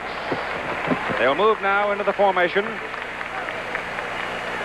and take us back to 1954 when at Michigan Stadium the late Gene Krupa joined this great organization, and the music will be Sing, Sing, Sing.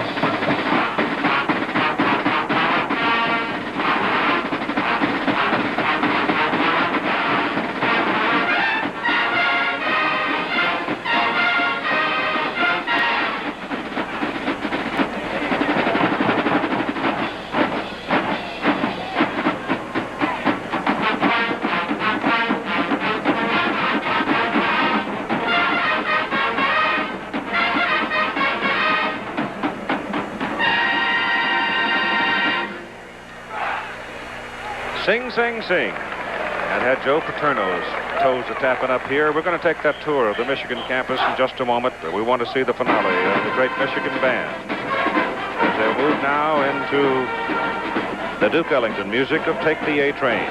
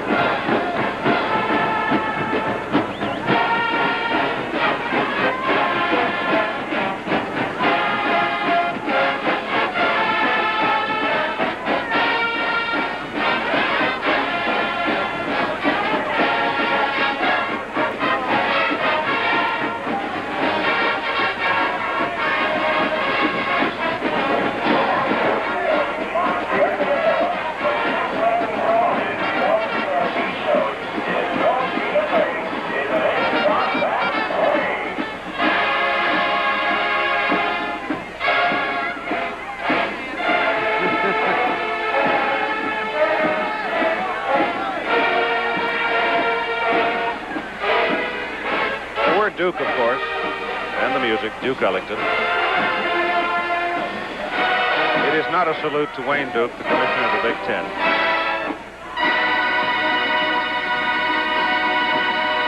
Though they may well take that posture if Michigan goes on to win the football game. Somebody mentioned Duke Blue Devils.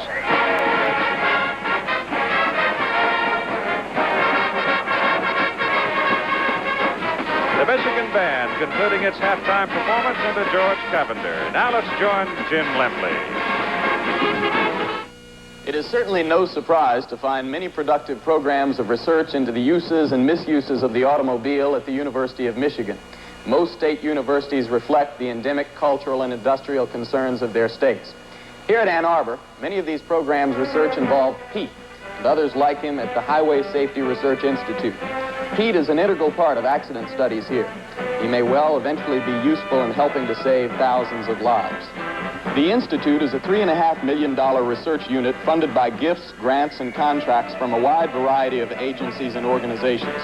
There are some 50 different research projects in progress here, including field studies of accidents, tests of human tolerance of impact, psychological tendencies of drivers, and various examinations of the performance of automotive equipment. The program is interdisciplinary, and the staff capabilities and methods employed here lend themselves to a number of other research areas, such as aircraft safety, urban transportation, evaluation of social change, and alcoholism.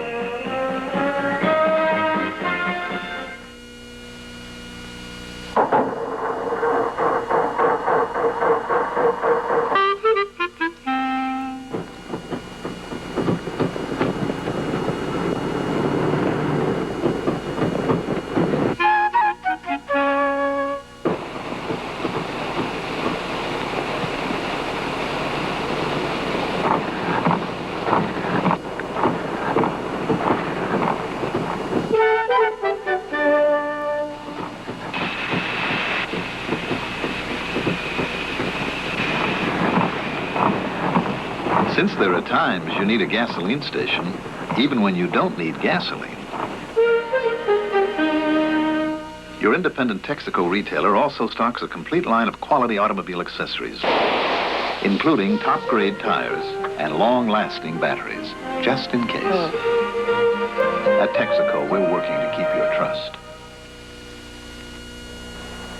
This is one of the most sophisticated and ambitious efforts in the United States to create a completely solarized home. It's the product of a joint effort on the part of the Ohio State University and private industries. It's a model for future homes which can be temperature controlled completely through the use of solar energy. And it's constructed entirely through the use of materials currently available for conventional construction. The energy used to heat and cool the home is produced through the use of solar panels strategically located on the roof. Scientists say that as much as 70% of the energy expended in the average household goes to heating or cooling, and the cost of solar panels can be amortized against that of other available forms of energy in 6 to 10 years. The panels have the capability of maintaining a constant temperature level within the house for up to 5 days, even in the complete absence of sunlight. The solar home is part of an ongoing effort at Ohio State and other universities across the country to find alternative forms of energy. This year, as in past years, Chevrolet continues its program of awarding scholarships to general academic funds in the name of outstanding players in our televised game. One of the winners here at Ohio State is Kay Louderback. Kay, how did the money help you pursue your college education? Well, I got to go to summer school last year instead of having a full-time job, and so this way I can graduate on time in June, which is very important for education majors. Thank you, Kay Louderback. Now let's go back up to Keith Jackson. Thank you, Jim. The Ohio State University Marching Band, directed by Paul Truste, is now on the field, performing at halftime, and the theme of their halftime program, the remembrance of the beginnings of a nation.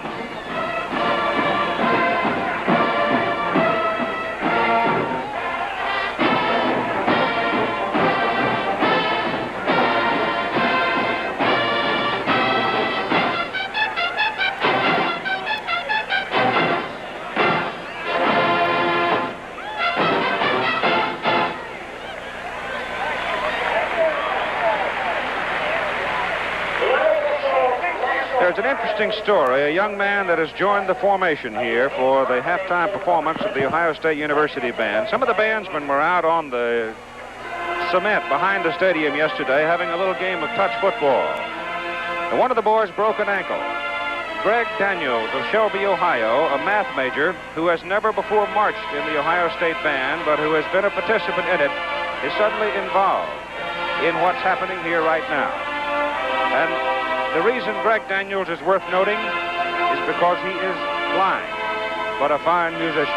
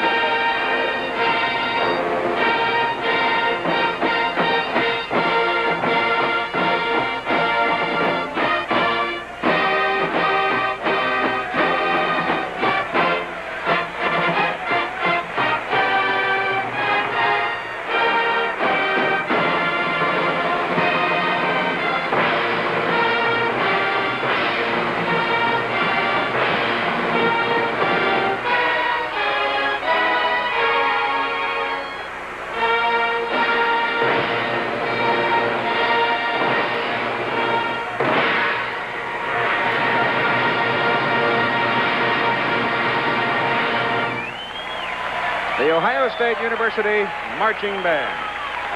The Michigan-Ohio State game brought to you by Ryder Truck Rental. If you need 1 truck, 10 trucks, or 100 trucks for a day, a month, or for years, remember, Ryder rents trucks. By the Miller Brewing Company, brewers of Miller High Life. If you've got the time, we've got the beer. By Chevrolet, you're invited to see Chevy's lineup for 1975 at your Chevy dealers now. Chevrolet makes sense for America. And by Texaco and the many thousands of independent Texaco retailers and distributors in all 50 states. With our halftime score of 10-9, let's turn for a moment to the head football coach at Penn State University, Joe Paterno. Get your comments off the first half and what you think might happen in the second half. Well, I thought it was a great first half. Both teams, of course, moved the ball much better, I think, than anybody expected. There was 1 punt in the first half, and I think we had maybe 23 first downs as opposed to only 25 in the entire football game last year. I think the thing that's going to happen now is 2 things. I think, number one, Michigan cannot kind of play it too tight. I think after they get that interception, after Franklin threw the interception, they've kind of settled down and just want to run the football. I think they've got to play a little looser than that. They can't play scared. They've got to come out and play it as if they were behind. And on the other hand, I think Ohio State has to be careful that they don't try to get back in a hurry. Just play the game they can play. They obviously have kind of started to get control of the football game. They look a little stronger as the game went on. They're getting stronger and stronger. And I think if they keep their poise and Michigan will go out and play this football game as if they were behind, we could have one great second half. Joe Paterno of Penn State University. With more than 88,000 people watching here at halftime, our score is Michigan 10, Ohio State 9, and we're just moments away from the second half. Ohio is one of the few, if maybe the only state in the Union where scalping of tickets is still legal. And there have been some bizarre things going on this week. 55 ads in the daily newspaper the other day offering tickets for prices $100 up. Pedro Cronpetcher and his brother tried to get $10,000 for 2 tickets. He didn't sell. No, it was just too high. What was your highest offer? $3,000 for each ticket. $3,000, and the seats aren't even that good, are they, Pedro? No, they're pretty good, but we decided we are going to sit in the most expensive seats on this stadium, probably in the history of the football in the United States.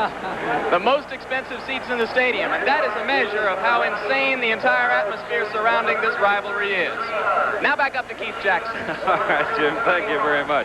I don't know, I'd say I'd do a lot of thinking before I'd say no to a $3,000 offer. You know, come to think of it, I think ABC's got the most expensive seat in the house. Yeah, you're right. The halftime statistics, this is Keith Jackson along with Joe Paterno. Penn State football coach Jim Lampley, we're ready to go with the second half of play. And in the first half, they come off relatively even with Ohio State holding an edge in time of possession. The turnovers evened out at 1 apiece. Offensive plays, Ohio State 37 and Michigan had 31. And on the scoreboard where it is most important, they're also very even with Michigan leading 10-9.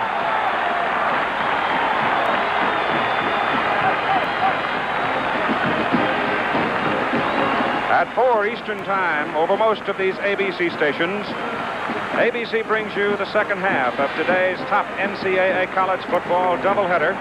The 7th-ranked Trojans of the University of Southern California, led by A.D. Davis, Anthony Davis, who is their Heisman Trophy candidate, will square off against crosstown rival the UCLA Bruins. And that will, as usual, be a war, just like this one.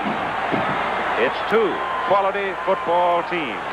They get it going at 4 Eastern Time. Bear Bryant and Chris Schenkel will document that game for you. Gil Chapman, number 24, in white, goes deep for Michigan. He's flanked by Gordon Bell and Rob Lytle. Kicking off will be Skladany for Ohio State. Tom Skladany out of Bethel Park, Pennsylvania. Same place that the Michigan center Dennis Franks comes from, and he got all of it that time with about a 20-mile-an-hour wind at his back, knocked it completely off the playing surface. Michigan will put it in play, first down at the 20-yard line. And the Wolverines open like this along the front with Smith, King, Lewis, Franks, Armour, Tumpane, and Dinbor. And in the backfield, they will have Dennis Franklin, number 9. Gordon Bell will be the tailback, number 5. Chuck Heater, 44, is the fullback, and Gil Chapman will be the wingback. That's the way they line up. For Ohio State, defensively along the front, the 4 down men will be Van McCree, Nick Bonamisi, Pete Cusick, and Jim Cope. And here we go. Franklin gives the ball to Gordon Bell, and Bell from the 20 goes to the 23. for a pickup of 3 yards as linebacker Arnie Jones and Nick Bonamici, the left tackle. The linebackers for Ohio State, 36 Elia, 42 Jones, 9 Ken Thompson, number 20 Neil Colsey, 46 Steve Luke, 28 Doug Plank and Tim Fox. Number 12, all the deep men, defensively. Jim Zier now comes in. No, it is Dave Metz in, replacing Kirk Lewis at the left guard position for Michigan. On 2nd down and 7, Franklin pitches the ball to Bell, sweep it left, cuts it back against the grain. And he gets it up to the 27, 28-yard line before Elia, Bruce Elia, who had a pass interception in the first half, makes the stop. Have a look at Bruce. Yeah, look, what Cusick forces the play back in. They want to go outside, and watch Elia here following along the line of scrimmage. He gets even up, and there he goes, moves, boom, right in there. Good tackle. But Gordon Bell is now past 100 yards. He has carried 19 times and gained 102 yards. He is the leading ball carrier in this game. He has gained more yardage than Archie Griffin so far. Archie has 89 yards and 17 carries. On 3rd down and 2 yards to go, Franklin gives to Bell. Bell trying to get outside. He can't do it. Great defensive flow. Van Decree, number 88, and Doug Plank, number 28. Coughed up the ball, but they're going to call the ball down at about the 27-yard line, and Michigan will punt it away.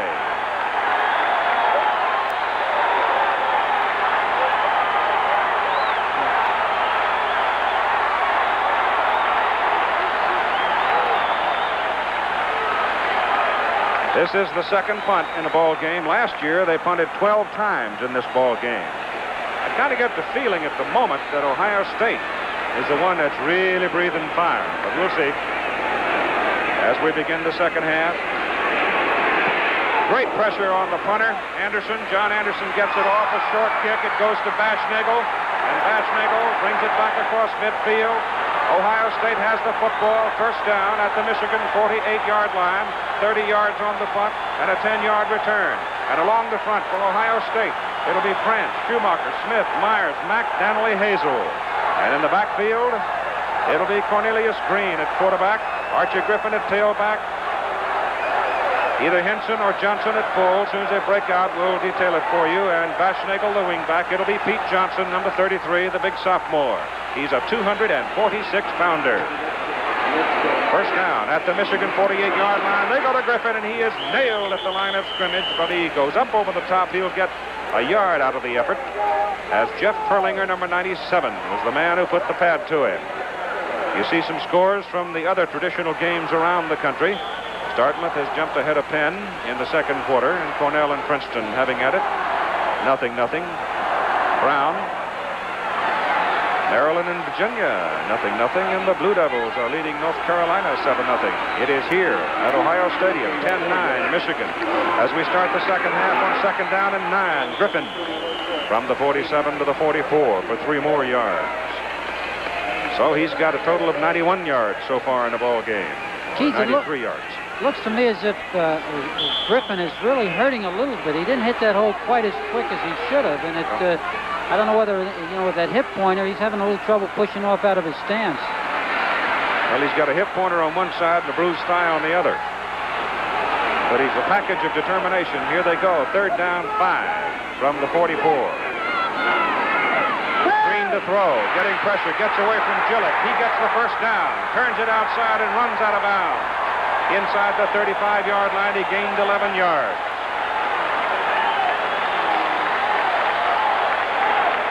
That's the thing that drives defensive coaches nuts. When a quarterback, you've got him hung up and you lose leverage on him.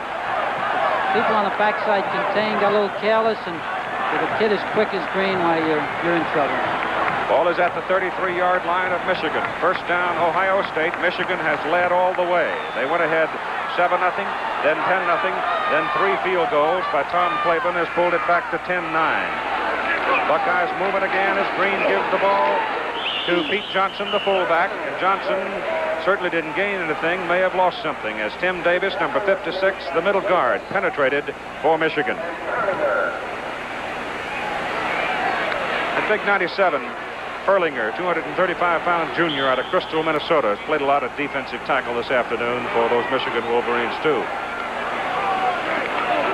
There was a loss on the play of about a half yard. Second down, a little more than 10. That's Baschnagel in motion. Greene throws it, misses Baschnagel coming to the sidelines. And right with him was Tom Drake, the defensive halfback for the Wolves.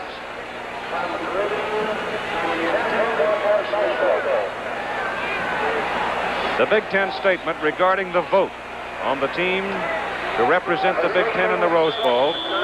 If Michigan wins or ties, the vote will be conducted by phone, probably decided right here at Ohio Stadium. If Ohio State wins the football game, the Big Ten athletic directors convene in Chicago tomorrow, and there they will cast their ballots. Greene on third down, a little more than 10, tries to get out of it. He picked up yardage all right down to about the 27-yard line before Carl Russ brings him down for Michigan, but he is short of the first down. So here quickly is Jim. You see the Buckeye leaves that are implanted on the back of the Ohio State helmets. They signify any kind of achievement on the football field that's worth noting. It can be a key tackle, it can be a long run, it can be an interception, it can be a key block. They are just like little yellow footballs that are on the back of the Michigan helmets, which also signify those kinds of accomplishments.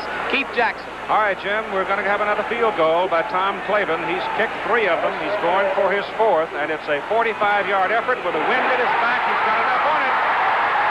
It's good. He's 4 for 4. And Ohio State has the lead for the first time in the ball game with 10 minutes and 9 seconds to play in the third quarter.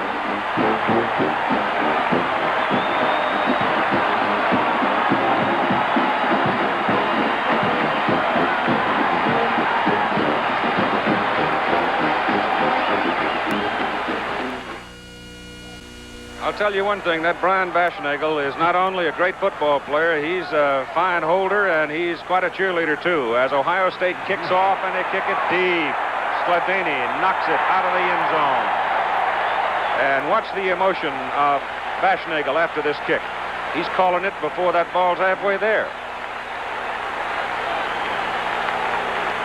He's also a good official.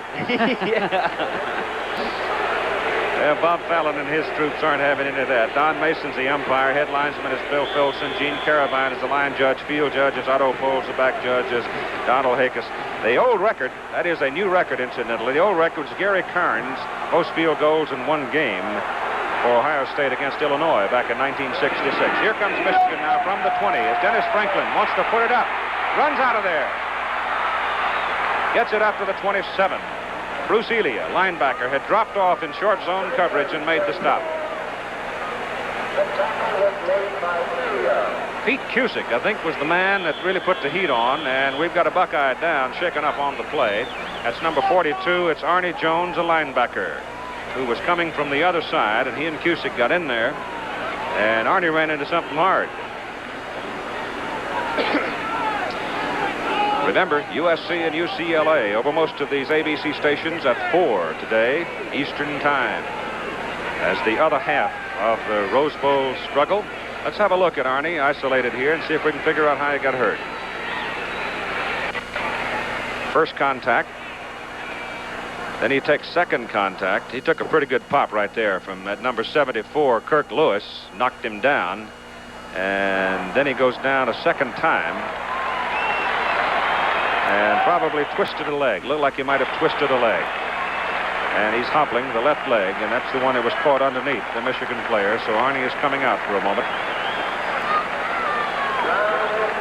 Going in to replace him will be number 55, Aaron Brown. Now, he is a freshman out of Warren, Ohio. And remember Joe Paterno when they said freshmen couldn't play varsity football? Don't remind me. I once said it. How about to eat a little crow on that statement? We've got a 12-10 football game. Ohio State has the lead. Michigan with the ball. It is second down for the Wolverines. They need 2 yards for a first down. Give it away to Chuck Peter, the fullback, and he slants over the left side. Goes for the first down as he crosses the 30. He moved it in behind. Dennis Franks, the center, and Kirk Lewis, the left guard. The third quarter is a remarkable story for both these teams. Now, you can see Ohio State scored 107 points during the season, allowing only 3 points in the third quarter.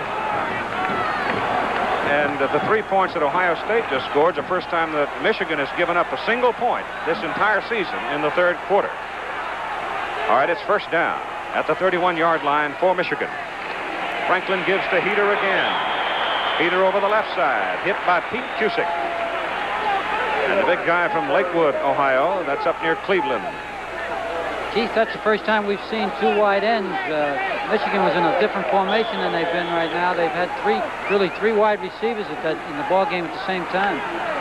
Maybe they're going to start throwing that football a little bit more. Peter got the better part of 3 yards. Call it second down and a long 7. Chapman and Smith both come way wide to the right. Keith Johnson is split off to the left side for Michigan as Franklin comes down the line with it. He's got no place to go, and Pete Cusick, number 71, knocked him loose from the football. He was down before the fumble. And Keith Johnson is down on the field, shaken up for Michigan. Gets up very slowly.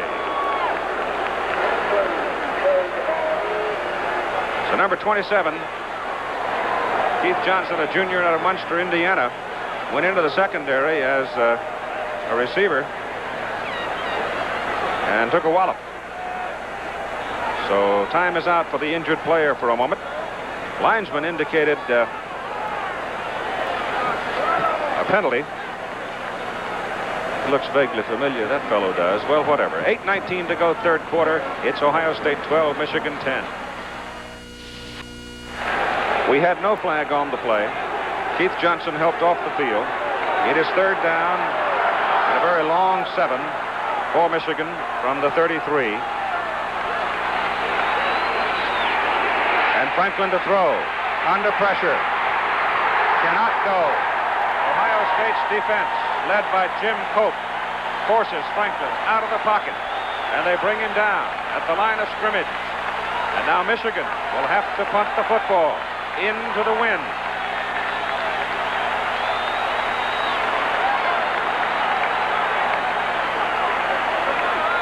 Ohio State taking the lead here in the third quarter on the 4th field goal by Tom Klaban.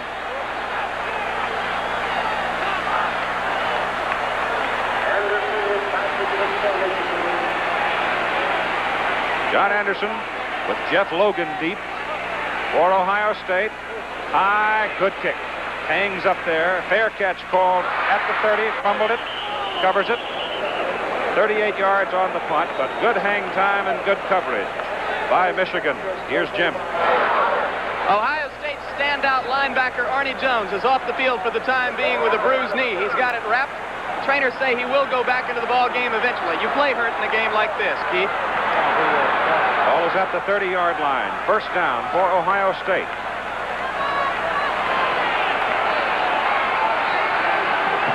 Got the go-ahead field goal. Last time they had the ball. Now let's see what Cornelius Greene does with it. Gives the ball to Archie Griffin, hit at the line of scrimmage. He gets at least 1 yard, maybe a little more before Perlinger. Jeff reached in, got a piece of him, and hung on.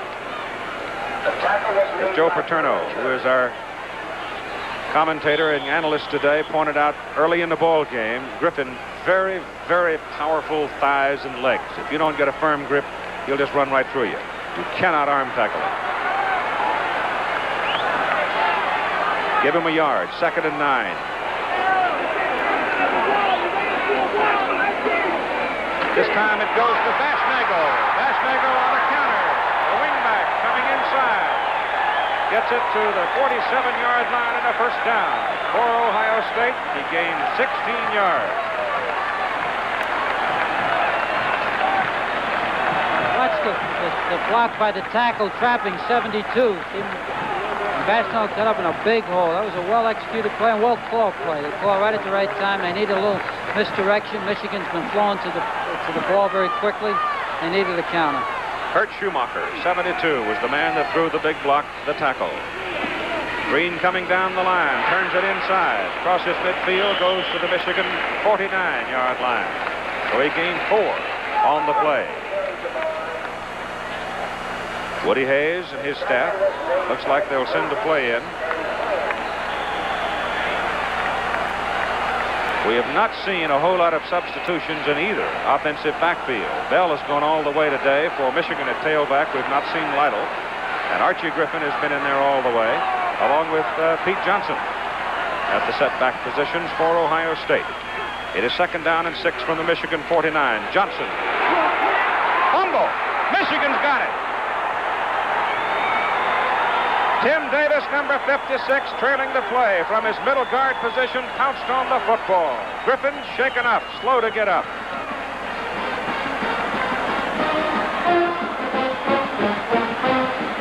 So Archie Griffin, who's playing bruised, took a wallop that time as he dove for the football. Ball was knocked loose from Pete Johnson, and Michigan comes up with a football, 1st down at their own 45-yard line. Wonder why football coaches go crazy. Well, it's a great opportunity now for Michigan. They have had little momentum since early in the 2nd quarter. Ohio State leading at 12-10 with 5.5 minutes to go. And they give it to Chuck Heater. Boy, there is no room there. Aaron Brown, a 222-pound freshman from Warren, Ohio, playing at the linebacker position, was in the backfield. Let's go back a play and look at a fumble. Here comes Pete Johnson now, the fullback, number 33. That's Dave Brown, who knocked the ball loose from Johnson. And we come back now to live action on the field as Michigan has a 2nd down and 9 from the 46. And Franklin's going to put it up. Passes away to the sidelines. The pass is complete to Jim Smith, and he's got a 1st down at the Ohio State 42-yard line. And number 67, Steve King, 6'5", 245-pound senior from Tiffin, Ohio, for Michigan, is down on the field. He was back pass blocking, and he's injured. We have 4 minutes and 50 seconds to play in the 3rd quarter here at Ohio Stadium, and the Buckeyes lead the Wolverines 12-10. Watch number 67 there in your picture, Steve King, as he suffers a left leg injury. Now watch Cusick, number 71, who's a 250-pound weightlifter. He bench presses something around 500 pounds. Powerful man. King held him long enough, and then Cusick just hammered right over the top of him, and he suffered an injury to his left leg, and he is leaving the ball game. Steve King, incidentally, was injured in the Purdue game last week. So he is out of there right now, and Jim Hall, number 70, a 230-pound sophomore from Ypsilanti, Michigan, will come in to replace him, and the Michigan offense will miss King. But right now the Wolverines have the football, 1st down at the Ohio State 42-yard line, with the Buckeyes leading 12-10. Bo Schembechler on the phones, talking, searching, and I'm sure hoping, as his ball club has it. Franklin, Heater, and Bell are the setbacks. Franklin coming along on the option, delivers it to Gordon Bell. Bell loses his footing, stumbles and falls back at the 46-yard line. Doug Plank was back there, but Bell just actually fell down that time. That's a problem running that option to the open field when they have that extra back out there. It's pretty tough to handle him. It moved Plank, who would be your safety, and he is outside, adding the extra man to the outer defense. Neil Colsey, number 20 now, goes wide to cover Jim Smith, who split to the top of the picture. And on 2nd down and 13, the pass is in the air, and it is short, intended for Smith. And Dennis Franklin goes down in a heap as Cusick leveled him just as he released the ball. Keith, since about the middle of the 2nd quarter, Ohio State's defensive line has really started to take off and play great defense, and Cusick has really led them. He has come off the football, and that young kid in there, 55, that Aaron Brown, has had 2 or 3 great plays on that center. For a freshman, boy, he's big and strong and quick. They're really coming off the football now. And you can see from the numbers there that Dennis Franklin has not had a great day, except for the touchdown pass that went to Gil Chapman, worked for 42 yards early in the game. They go to Bell, and Bell, cutting it up the middle, is dropped just short of the 40-yard line by Bruce Elia. And so we have 3 minutes and 35 seconds to play in the 3rd quarter, and Michigan now looks at 4th down and 8 yards to go. Into that wind, a field goal is just out of the question. It would be 57 yards, so they won't even think about it. John Anderson comes in to do the punting. He's a freshman out of Waukesha, Wisconsin, number 86.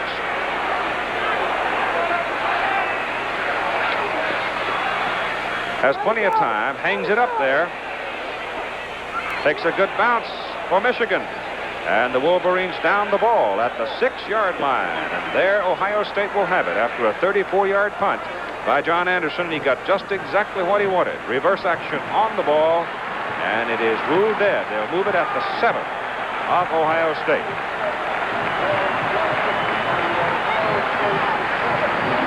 The Buckeyes leading in the ball game by a score of 12-10.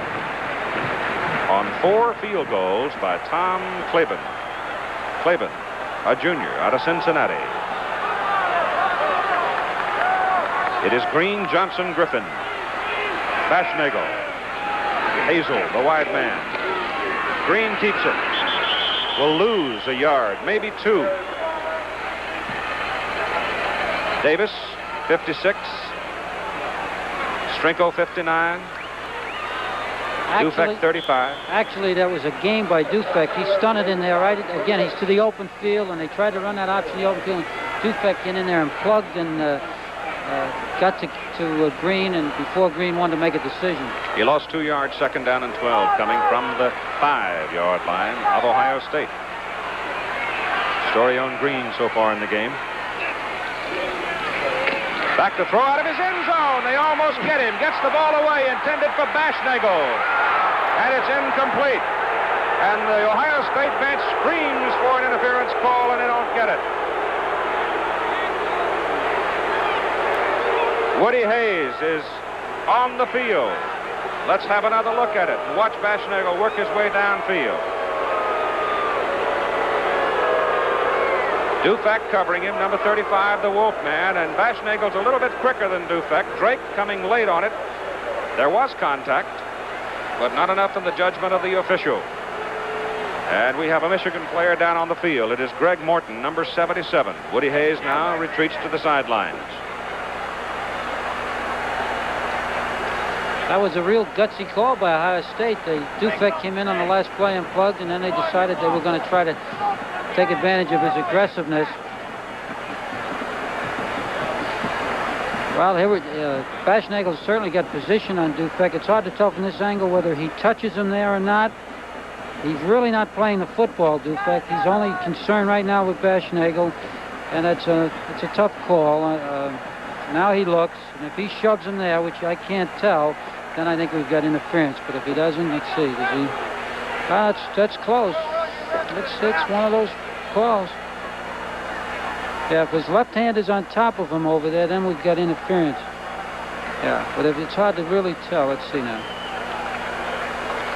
Well, what would Ohio State-Michigan football game be without some moment of controversy? The thing about the call was the referee, the official was right on top of it. He wasn't a good distance away from it. He was running with the play, so I would think that he probably made the right call. Greg Morton is off the field now, suffered a leg injury, and John Hennessy will come in, number 71, a 235-pound sophomore from Chicago at the defensive tackle position.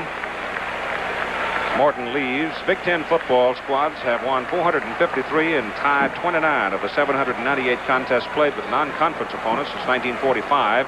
And during this same time, 10 coaches have been recognized as Coach of the Year. So they know what they're doing when they play football in the Big Ten. It is 3rd down and 12 yards to go now from the 5-yard line for Ohio State. Their own 5, and they give it to Archie Griffin. He runs into the middle. He gets it out to about the 7, which would be the original line of scrimmage, and there he is thrown back. And it'll bring up 4th down and a punting circumstance for Ohio State. It'll be the 2nd punt of the ball game for the Buckeyes. And Tom Klaban, who has averaged 45.5 yards per punt coming into this ball game for the season, will have the wind at his back. Gets it off, and it's a beauty. Oh, is it a dandy. It goes all the way back to the 34-yard line. Dave Brown's coming back with it. A little bit. 58-yard punt. with a wind at his back and a 2-yard return by Dave Brown. And so out of the end zone, Skladany really nails one. The center, Steve Myers. This is the preceding play. You know, watch Myers. He gets into his man, and he raises up, keeps that leverage, stays tight, and that's just a great play. Yes. They're playing for keeps. Drove him right in the ground, didn't he? He's a good one, number 52. All right, Michigan has the ball. Let's call it the 36-yard line. Their own 36. We have 1 minute and 29 seconds to play in the third quarter. Ohio State leading 12-10. Aaron Brown at linebacker, who had moved up into the line, number 55, may have encroached on the play as penalty flags fly.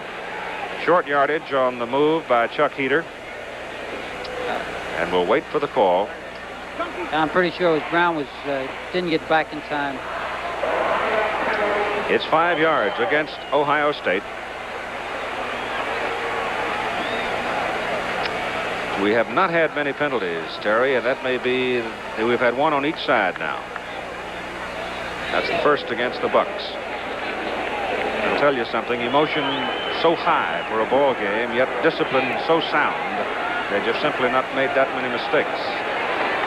First down and 5 yards to go now from the 41-yard line for Michigan. With Heater and Bell set behind Franklin. That's Bell with the ball. Goes into the stack. He didn't get much out of it.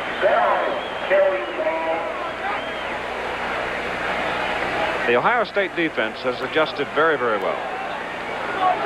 There again, Cusick just controlled. Take a look at Cusick here. He's just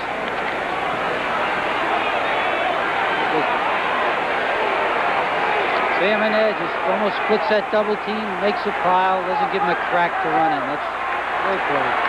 It's second down. 4 yards to go from the 47 for Michigan. Ball loose. Nope. Sure, a lot of red shirts around that football, though, aren't there? Kuhn, 54. Keith, there again is an interesting bit of play. The last play, Cusick took off so strong and beat the double team. This time they sent in a play to trap him. And he reacted to the trap perfectly and closed the hole and made the back go outside. Didn't get a gain. It was a good call by Michigan and just, again, a disciplined, poised, defensive football player who reacted to what he saw and didn't get carried away with the momentum. Chapman, who carried the ball on the last play, has left the game, and time has expired in the third quarter. So with 15 minutes of football remaining, it's Ohio State 12, Michigan 10.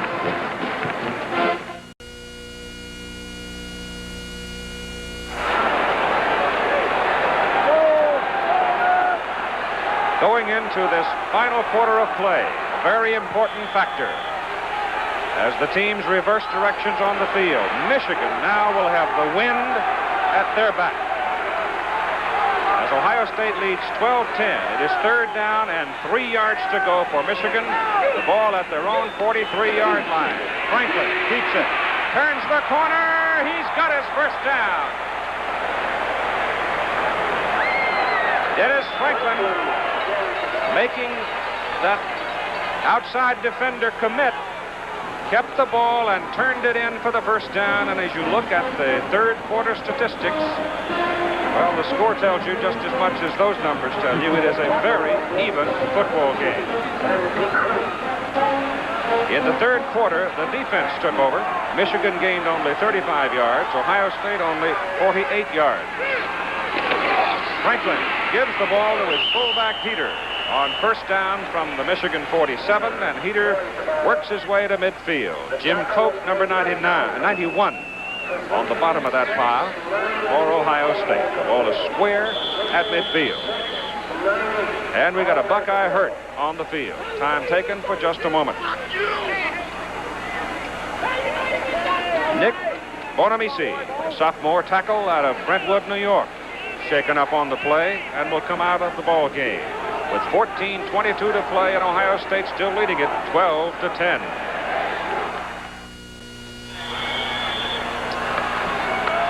Well, here we are, second down. 7 yards to go for Michigan. Directly at midfield. Ohio State leading 12-10.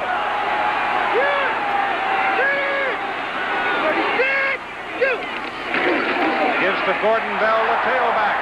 And Bell has his legs taken from under him by Bruce Elia, linebacker who came firing in. There's Elia. He reads the play and plugs. Now, this is what Ohio State's going to have to do. They're going to have to get in there and stop Michigan now, not let them get in position for a field goal, because then they've got to play behind with the wind in their face, and they don't want to do that. They don't want to have to throw that football if they don't, you know, in order to get caught up. Elia, 4 tackles, 11 assists, and 1 interception so far today. Third down and 7 yards to go. The pass is intercepted by Colsey.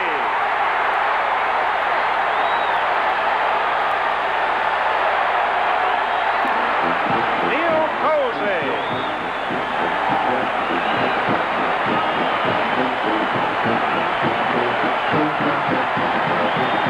That shows you how important that play by Elia was. The fact that he forced Michigan into a passing situation.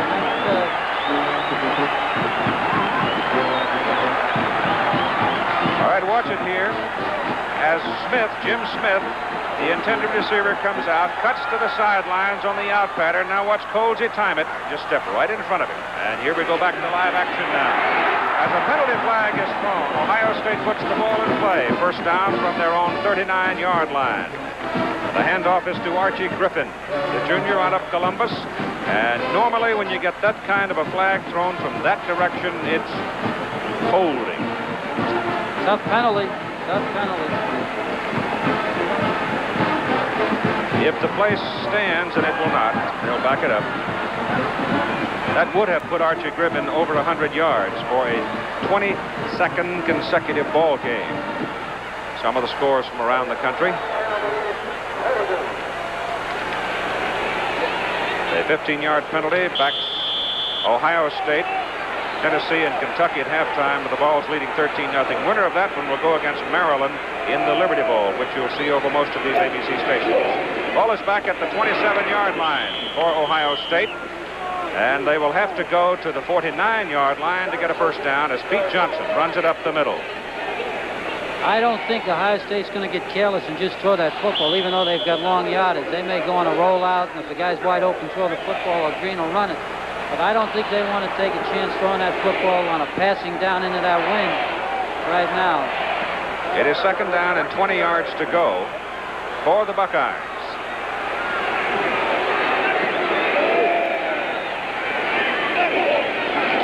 That's Griffin. He gets away. They had him nailed, and he slid out of there. Moved it from the 29 out to about the 32. That gives him 99 yards for the game, and look at that in the second quarter. That game is in Lincoln. And Nebraska goes into the Sugar Bowl against Florida, which you'll see over most of these ABC stations. Oklahoma will spend the holidays at home. It is third down and 18 yards to go for Ohio State. Greene on a roll left, not going to put it up. He's hit as he tried to cut back against the green by Tim Davis and knocked down at the 35-yard line. That will bring up fourth down, and Ohio State leading in the ball game 12-10 with 11:35 to play will have to punt. Baylor and SMU, if the Baylor Bears win that, the Baptists are going to be in the Cotton Bowl for the first time in their history. It's kind of interesting to me.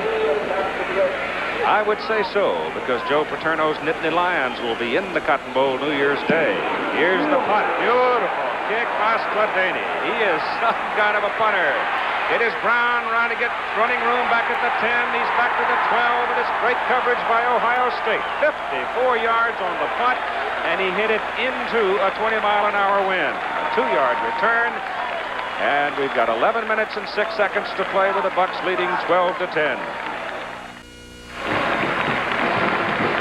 All right, Michigan has the football. First down. They have marked it at the Michigan 13-yard line, where it is first down for the Wolverines. The wind at their back. Only 11 minutes and 6 seconds to play in the ball game, and Ohio State leading 12-10.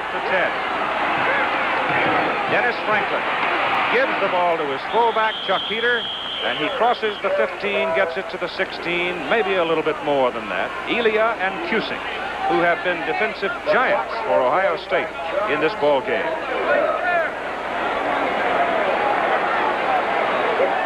Sometimes the fans wonder why Ohio State wouldn't throw the football when they were third down and 12, 14 like that. But with a kicker like Skildany and the way they're playing defense now, that you play it a little bit safer than you would ordinarily if you didn't have good defense and good kicking. Heater gained 4 yards, second down and 6. Franklin puts it up. Chapman's got it. He's in the secondary. First down at the 30-yard line. Tim Fox, number 12, the stop for Ohio State. 13-yard pickup. And an isolated look at Gil Chapman. They gave the linebacker the bait. They faked to the fullback, and the linebacker went up in there and left that alley wide open for Chapman. Ohio State's been playing so aggressively against the run. Michigan's got to do some of those things to keep those linebackers out of all the running plays. Ball is on the 30, first down. Remember, the wind is at the back of Michigan, and Michigan has a fine field goal kicker in Lantry. And Ohio State leads by 2. There goes Bell on the pitch. He takes a wallop from Cope, number 91, as he starts to turn the corner. Steve Luke, 46, had come out of the defensive secondary to help on the play. Advance of the ball to the 36-yard line. That's a big 6-yard pickup on first down. Leaves them second down and 4. Bell now, 25 carries, 109 yards. He's the leading ball carrier in the game.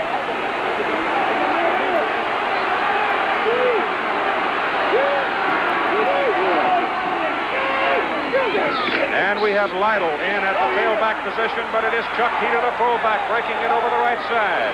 Running behind Pat Trumpain and Jim Armour. Fox and Elia bring him down. It's a first down for Michigan. 13-yard pickup for the fullback, Chuck Heater. Rob Lytle is in at tailback now, 190-pound sophomore from Fremont, Ohio. The ball is at the 48-yard line of Michigan. The Wolverines first down. 9 minutes, 10 seconds to play in the game, and Ohio State leading by 2, 12-10.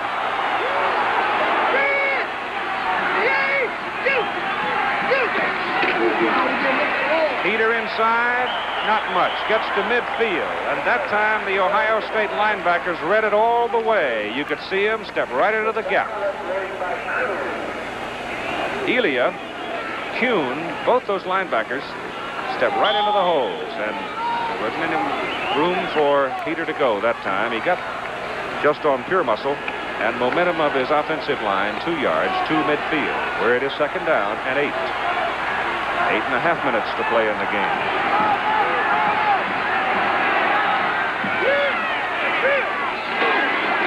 Franklin to throw. Gets it off to the sideline.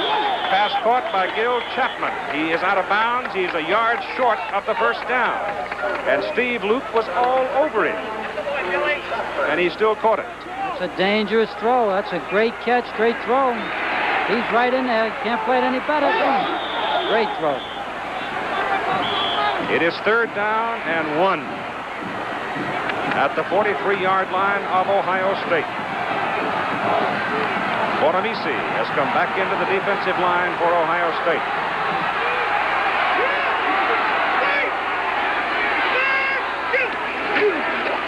Rob Lytle, first down for Michigan as he sweeps and just put his head down and reached the 39-yard line. Heater and Franklin both were in front of him blocking. USC, UCLA at 4 Eastern Time over most of these stations, and Anthony Davis needs 9 yards today against the UCLA Bruins to break O.J. Simpson. Right now, I think right now Ohio State's going to have to take a little chance on defense and try to get Michigan in a 2nd and 12, something like that. They've got to stop them pretty quick. First down at the 39-yard line. Franklin gives it to Heater. Heater running behind from Payne. and Armour. Elia and Jones, the linebackers, make the stop on him. He got a couple of yards. And we have 7 minutes and 40 seconds to play in the ball game. I'm going to say it one more time. The wind is at the back of Michigan. That is very important, because if they can get that ball down within reasonable field goal range, Mike Lantry will get a helping hand from Mother Nature. Remember, it was Lantry last year who missed a 44-yard try that might have won the game for Michigan.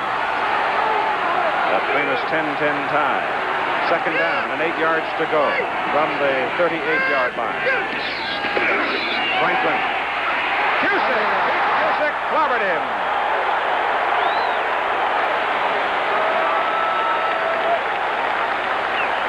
Pete Cusick has 5 solo tackles and 6 assists, and once again, our cameraman, our director, Andy Sedaris, and our producer, Chuck Howard's right on top of the right man at the right time. But this guy is something.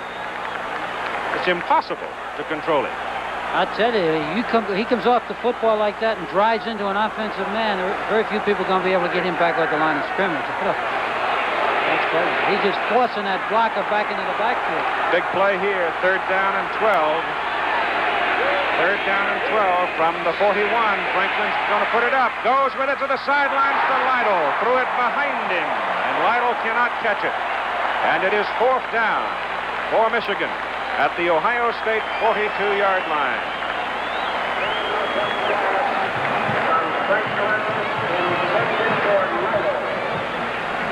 Now what do? I'd punt. It would be a 59-yard effort at a field goal, which we used to say was absurd, but I remember a fellow who kicked 163 one time.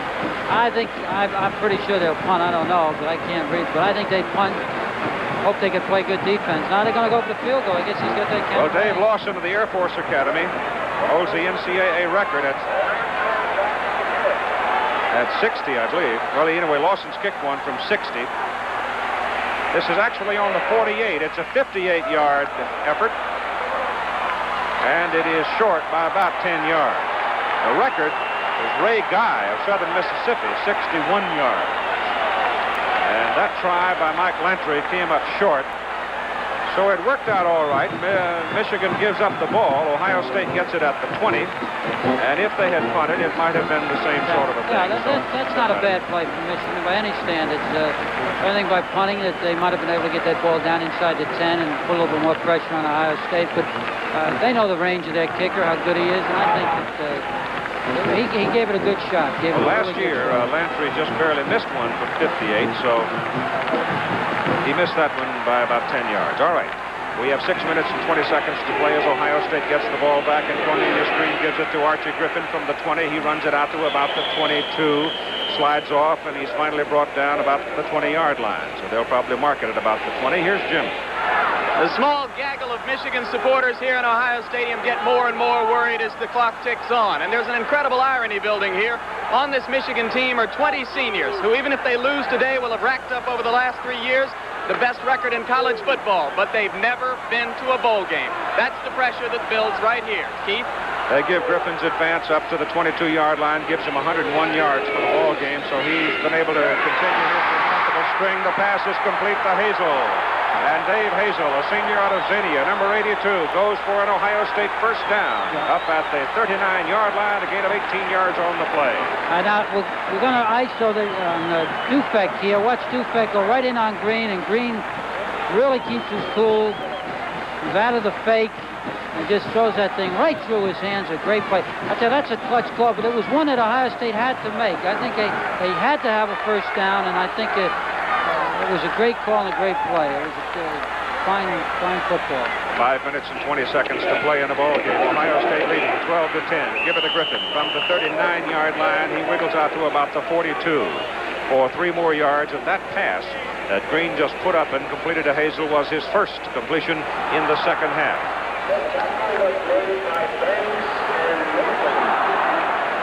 The Michigan defense must hold if Michigan is to have a chance. If the Buckeyes get it down, then, well, they go for 3. It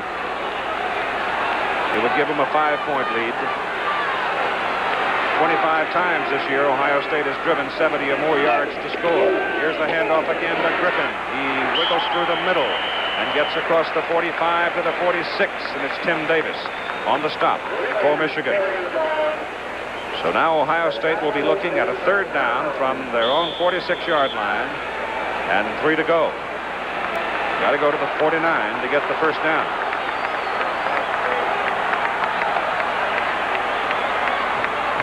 Third down and 3.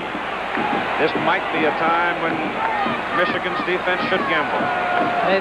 They'll gamble. They'll be up there. Those linebackers will be tight, and they'll be coming.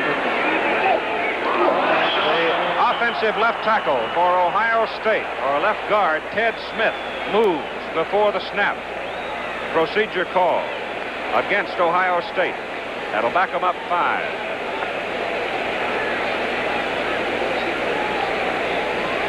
You see the time. 4 minutes and 3 seconds to play. Now this is the time, if Ohio State's got anything that they haven't shown that they've saved, any kind of reverse or something, where they could maybe get that first down or without having to throw the football. I don't know whether they've got something special saved. Sometimes you save a play for just a situation like this.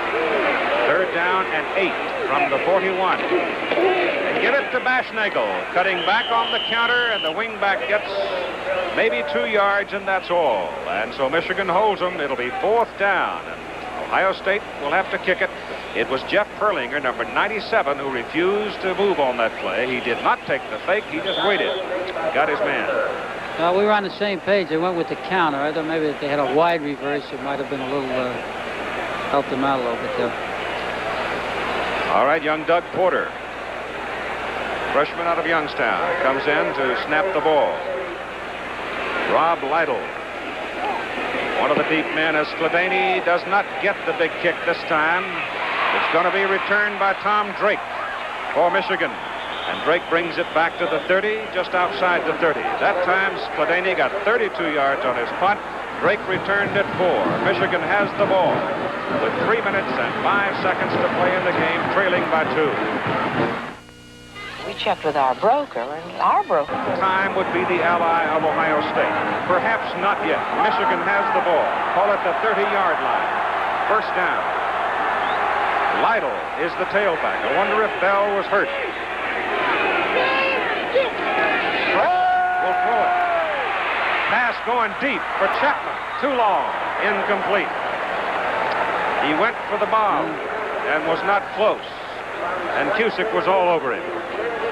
I don't think they want to just come out and start throwing that football right away. I mean, you know, all the time. I think he's got a lot of time, 2 minutes and 58 seconds, got all that timeouts left. They got plenty of time to put together a good drive, get them in field goal position. In fact, I think right now maybe they'd go with the draw or some play that would get them maybe 5 or 6 to put a little pressure on that Ohio State defense, give them a 3rd and 4, 3rd and 3. Right, Bell is not injured. Weary, but not injured. Lytle in fresh. Big, strong runner at tailback. Franklin will throw again. Gets it up. Throws for Smith and missed him. Jim Smith, the intended receiver. And again, Cusick is after the quarterback. And have a look at Cusick, number 71. He really is playing football. He's a great football player. He is making Franklin aware of his presence. That's right. As Chuck said, and the offensive lineman in front of him, he's got his attention, too. Raising a lot of lumps along that line, isn't he? It is 3rd down and 10 for Michigan at their 30-yard line, trailing by 2 points and 2 minutes and 50 seconds to play. Franklin is down. Arnie Jones and Pete Cusick and Nick Bonamici all are in there. It was Cusick that cut him down. Bonamici buried him and Jones was right there. The loss is back to the 20-yard line. It'll be 4th down, and Michigan will have to punt with only 2 minutes and 31 seconds to play in the game. And I don't know about you, Coach Joe Paterno, but Pete Cusick gets my vote as the defensive player of the ball game. Well, he has played a great game, but the other tackle on that one had a great play, too. He played awfully well. I tell you, we came into this ball game, everybody talking about the Michigan defense, and Ohio State's defense was suspect, but they have played a great game except for that one pass.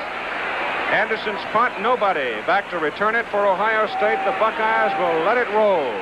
And it rolls dead at the Ohio State 25-yard line. 55 yards on the punt with only 1 minute and 59 seconds to play in the ball game. Ohio State has the football, and they have the lead by a score of 12 to 10. If Ohio State hangs on to win the ball game, the athletic directors of the Big Ten Conference will all fly to Chicago. They will meet there tomorrow, and there they will cast their ballots for the team to represent the Big Ten in the Rose Bowl against the Pacific 8 champion.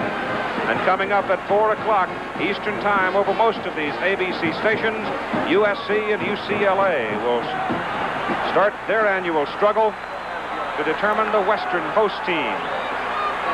Tom Klaban with 4 field goals. You saw him there just a moment ago. They give the ball to Pete Johnson. The Michigan defense swarms on him at the 26-yard line. A gain of 1 yard. And now Michigan will have to start spending some of its timeouts. You have 3 per half. That's the first one. Michigan now with 2 remaining timeouts.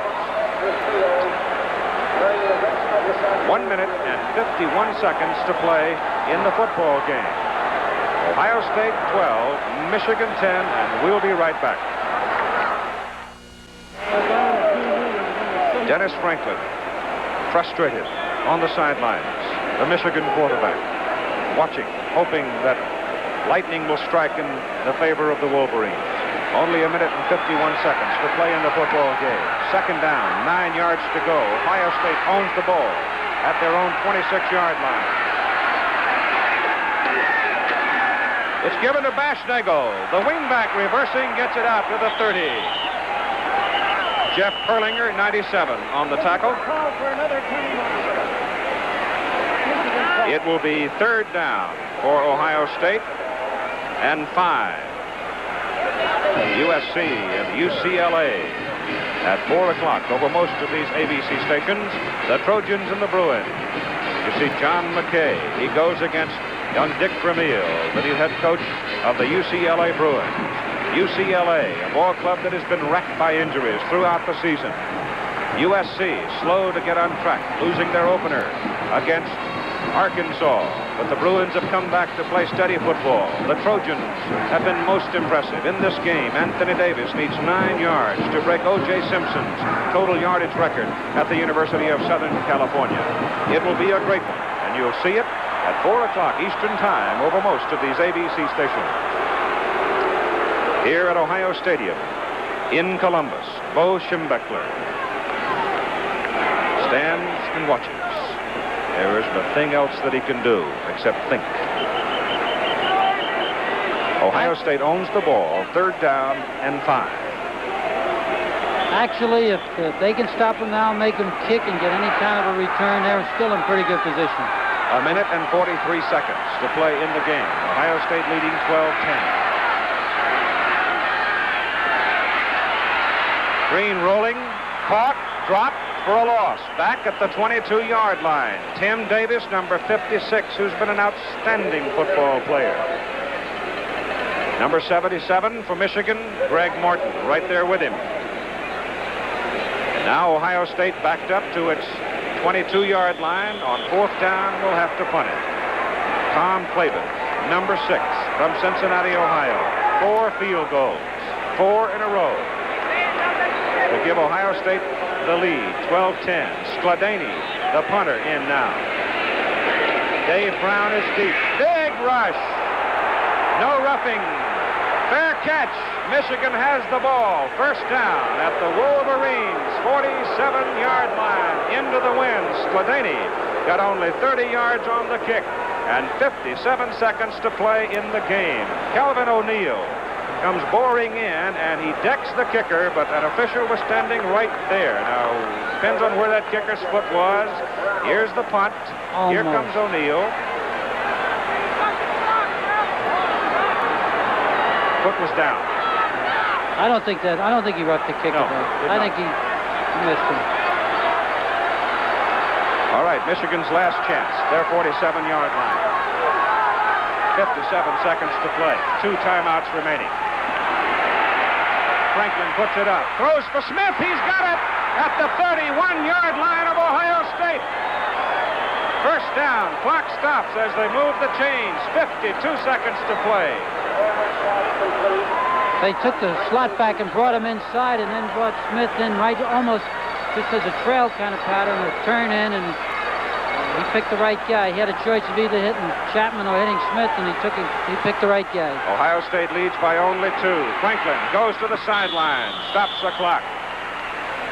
Sent Smith in that direction. And now you see 46 seconds to play on second down and 10 from the 32-yard line. The ball is closer to the 32 for Michigan. I think Michigan's got one timeout left. Is that right? One timeout remaining. They're in pretty good position here. Now they can throw and maybe run one in there and call timeout after the run if they want. They'll still be in pretty good position to kick for that field goal.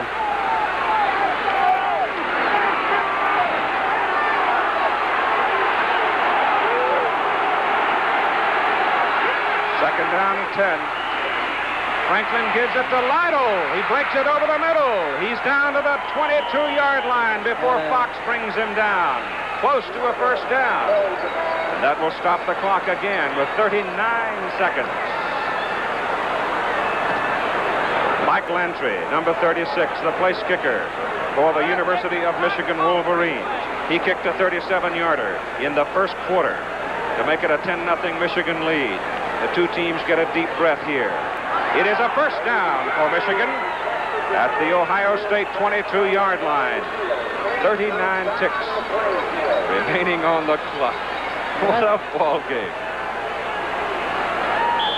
That clock starts as soon as the official walks away from that ball, even after a first down, and Michigan better get up on that line of scrimmage.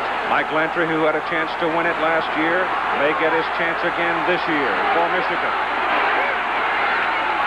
They give the ball to Lytle, the tailback. He blows it over the right side. He goes to the 16-yard line, and now 18 seconds. Now they go to that timeout. And they call time. Let's go to Jim. I'm not on camera. Once again, the pressure is apparently coming down on the shoulders of Mike Lantry, the Michigan field goal kicker. Remember that twice in the last 5 minutes a year ago, Lantry missed field goals that would have won the ball game for Michigan and sent them to the Rose Bowl. Remember that he hasn't had a great year this year. Before last week, he was 4 for 13 on the year, and the Michigan coaches were worried about his kicking. Remember that he's missed his last 2 attempts today. Both of them were long ones. Now back up to Keith Jackson. It will be a 33-yard try as Mike Lantry has come on. He will kick out of the hold of Tom Drake. He's a remarkable story. He is from Oxford, Michigan. He was a walk-on. He just showed up one day and said, "Coach, I want to play football for you." He, right now, might very well write his name indelibly in Michigan football history, one of the richest collegiate history books of them all. He is a left-footed kicker. He is a senior. He has a 37-yarder. This one is from 33 yards. The wind is at his back. Only 18 seconds to play in the ball game. The placement is good. The kick, it is up. It is no good.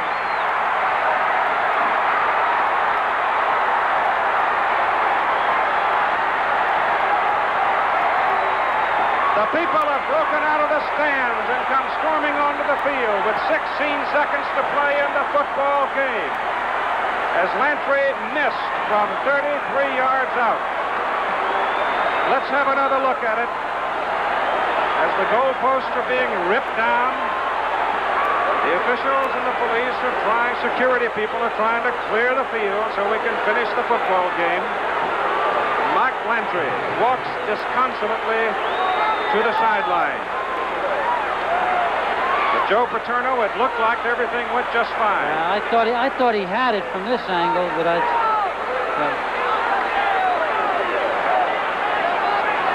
Keith, I just want to make one comment on what a great college football game this is, and regardless of winning or losing, it's been enough glory on this football field today for 2 squads. It's been a great football game, and a lot.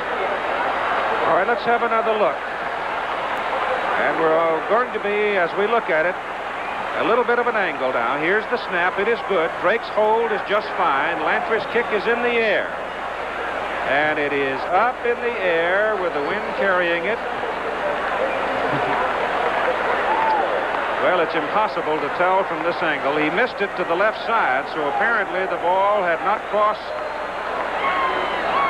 when it veered just to the outside of the uprights, and it's got to go in between the uprights, not over them, but in between them. It was waved off by the officials as no good. Now the field has been cleared, and we have 16 seconds to play in the game. And it will be 16 long, hard seconds for Michigan. We'll have the Prudential College score show for you right after our ball game, and then at 4 o'clock Eastern Time, USC and UCLA over most of these ABC stations as Cornelius Greene takes the snap, falls down, 2 ticks on the clock, and then a penalty flag is dropped by the official. But everything is academic, I would think, from here on, as Ohio State leads 12-10. Mike Lantry with a chance to win it for Michigan, missing from 33 yards. Now remember, the athletic directors of the Big Ten Conference are to come into Chicago tomorrow and vote. And one more look at it. There is absolutely no way to tell from here as to where the ball was over the crossbar. It looked good insofar as the uprights were concerned, but at this point, you cannot judge where the ball was. And I'm perfectly content myself to agree with the men in the striped shirts on the field as the clock starts and the game is over.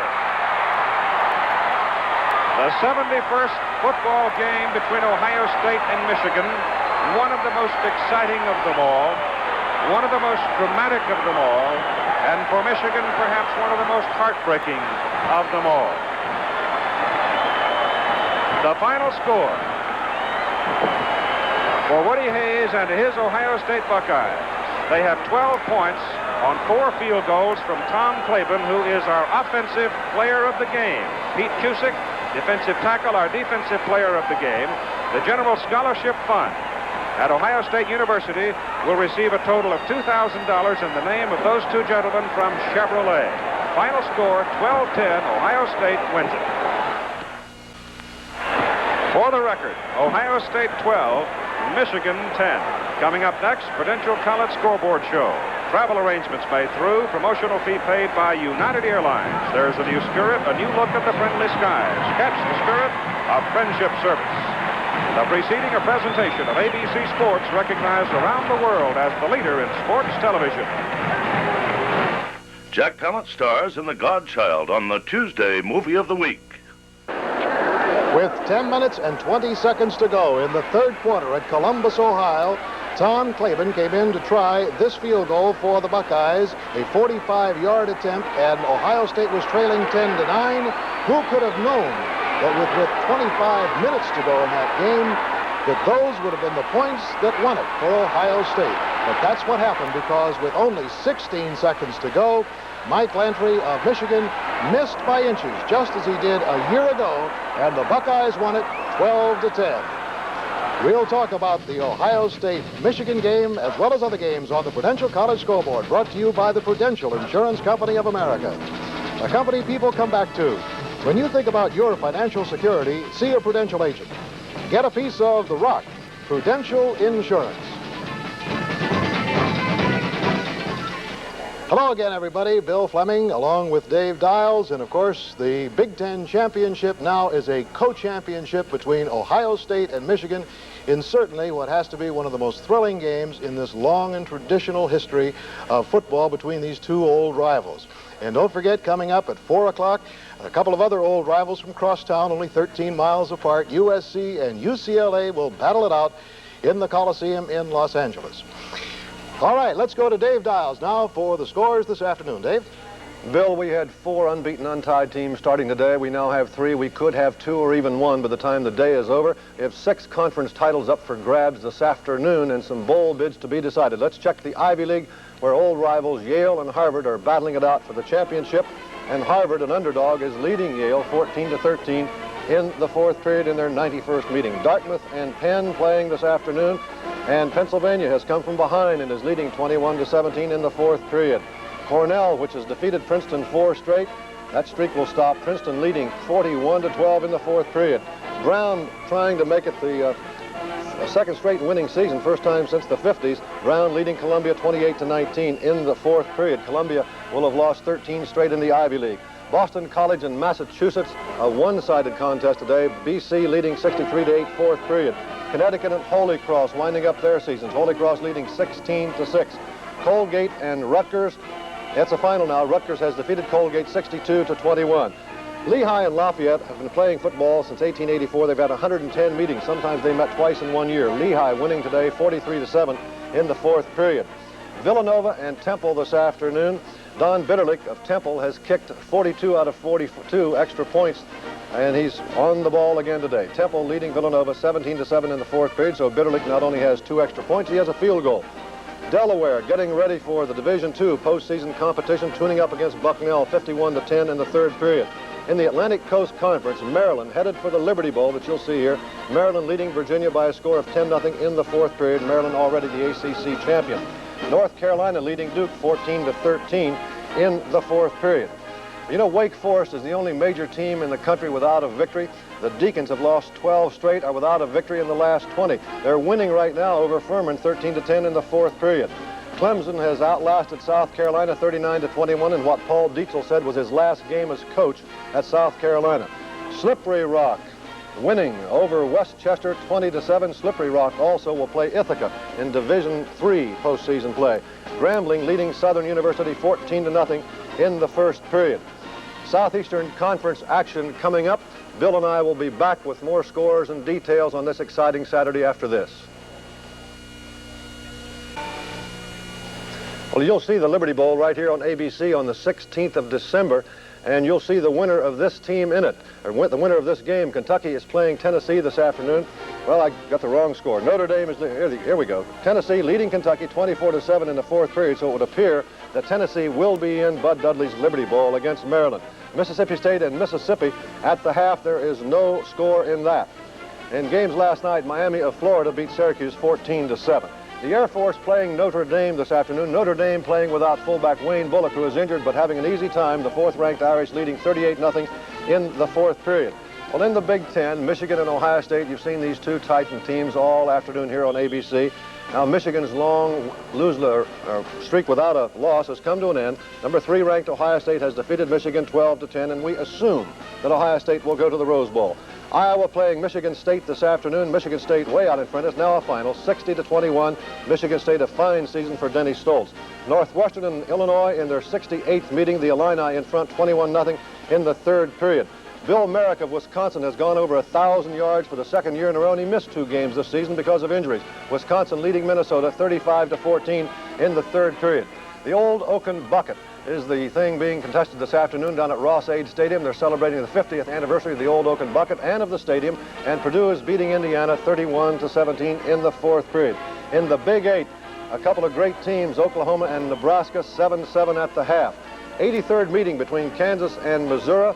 And Missouri is leading at the half by a score of 13-3, and Colorado and Kansas State. Kansas State has lost 7 in a row, but Vince Gibson says he may be back. This may help persuade him to come back. Kansas State leading Colorado 14-3 at the half. Other scores, other highlights coming right up after this.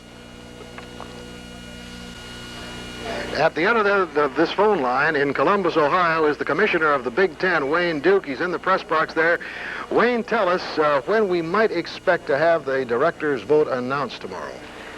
Well, Bill, the directors are to convene in Chicago. This determination being made in a conference telephone call on Monday that in the event of a tie in the conference standing, Ohio State win over Michigan, the directors would meet in the Chicago area Sunday morning. That meeting is scheduled at 10 a.m., depending upon how long consideration is given to the matter. An announcement will be made as promptly as possible following the conclusion of that meeting. Okay, we have a co-championship of the Big Ten, but the rule still stands that the most representative team would go to the Rose Bowl. That is correct. The most representative team as determined by a vote of the directors of athletics of the 10 conference institutions. Nothing is ever easy, is it, Wayne? No, well, it was a super football game, and we'll be awaiting the word. So thanks for joining us. Now let's go back to Dave Dials for a final word. Well, the Southwest Conference Championship is still up for grabs. Baylor can tie Texas A&M for the lead. If Baylor can beat SMU today, Baylor's doing that 14-7 in the second period. Texas Tech headed for the Peach Bowl, playing Arkansas, no score, second period. In the meeting of the tail enders in the Southwest Conference, Rice is leading TCU by a score of 9-7 in the second period. And you know, nothing has been decided in the Pac-8 yet either. Any one of three teams could go to the Rose Bowl there. The big game, of course, is UCLA and Southern Cal. One of those games, records don't mean anything. It's tradition. And that game is coming up right now on ABC. This is Dave Dial speaking for Bill Fleming. We appreciate you being with us. And stay tuned now for Southern Cal and UCLA. The Prudential College Scoreboard has been brought to you by the Prudential Insurance Company of America, a company that people come back to. When you think about your financial security, see a Prudential agent. Get a piece of the rock. Prudential Insurance. This has been a presentation of ABC Sports, recognized around the world as the leader in sports television. See the joyous celebration of life and faith that became a smash hit musical, Godspell, Wednesday night at 8, 7 Central. Right after, join Anne Bancroft, Alan Alda, Jack Benny, Mel Brooks, Carl Reiner, and more in a wild comedy romp, Annie and the Hoods, here on ABC.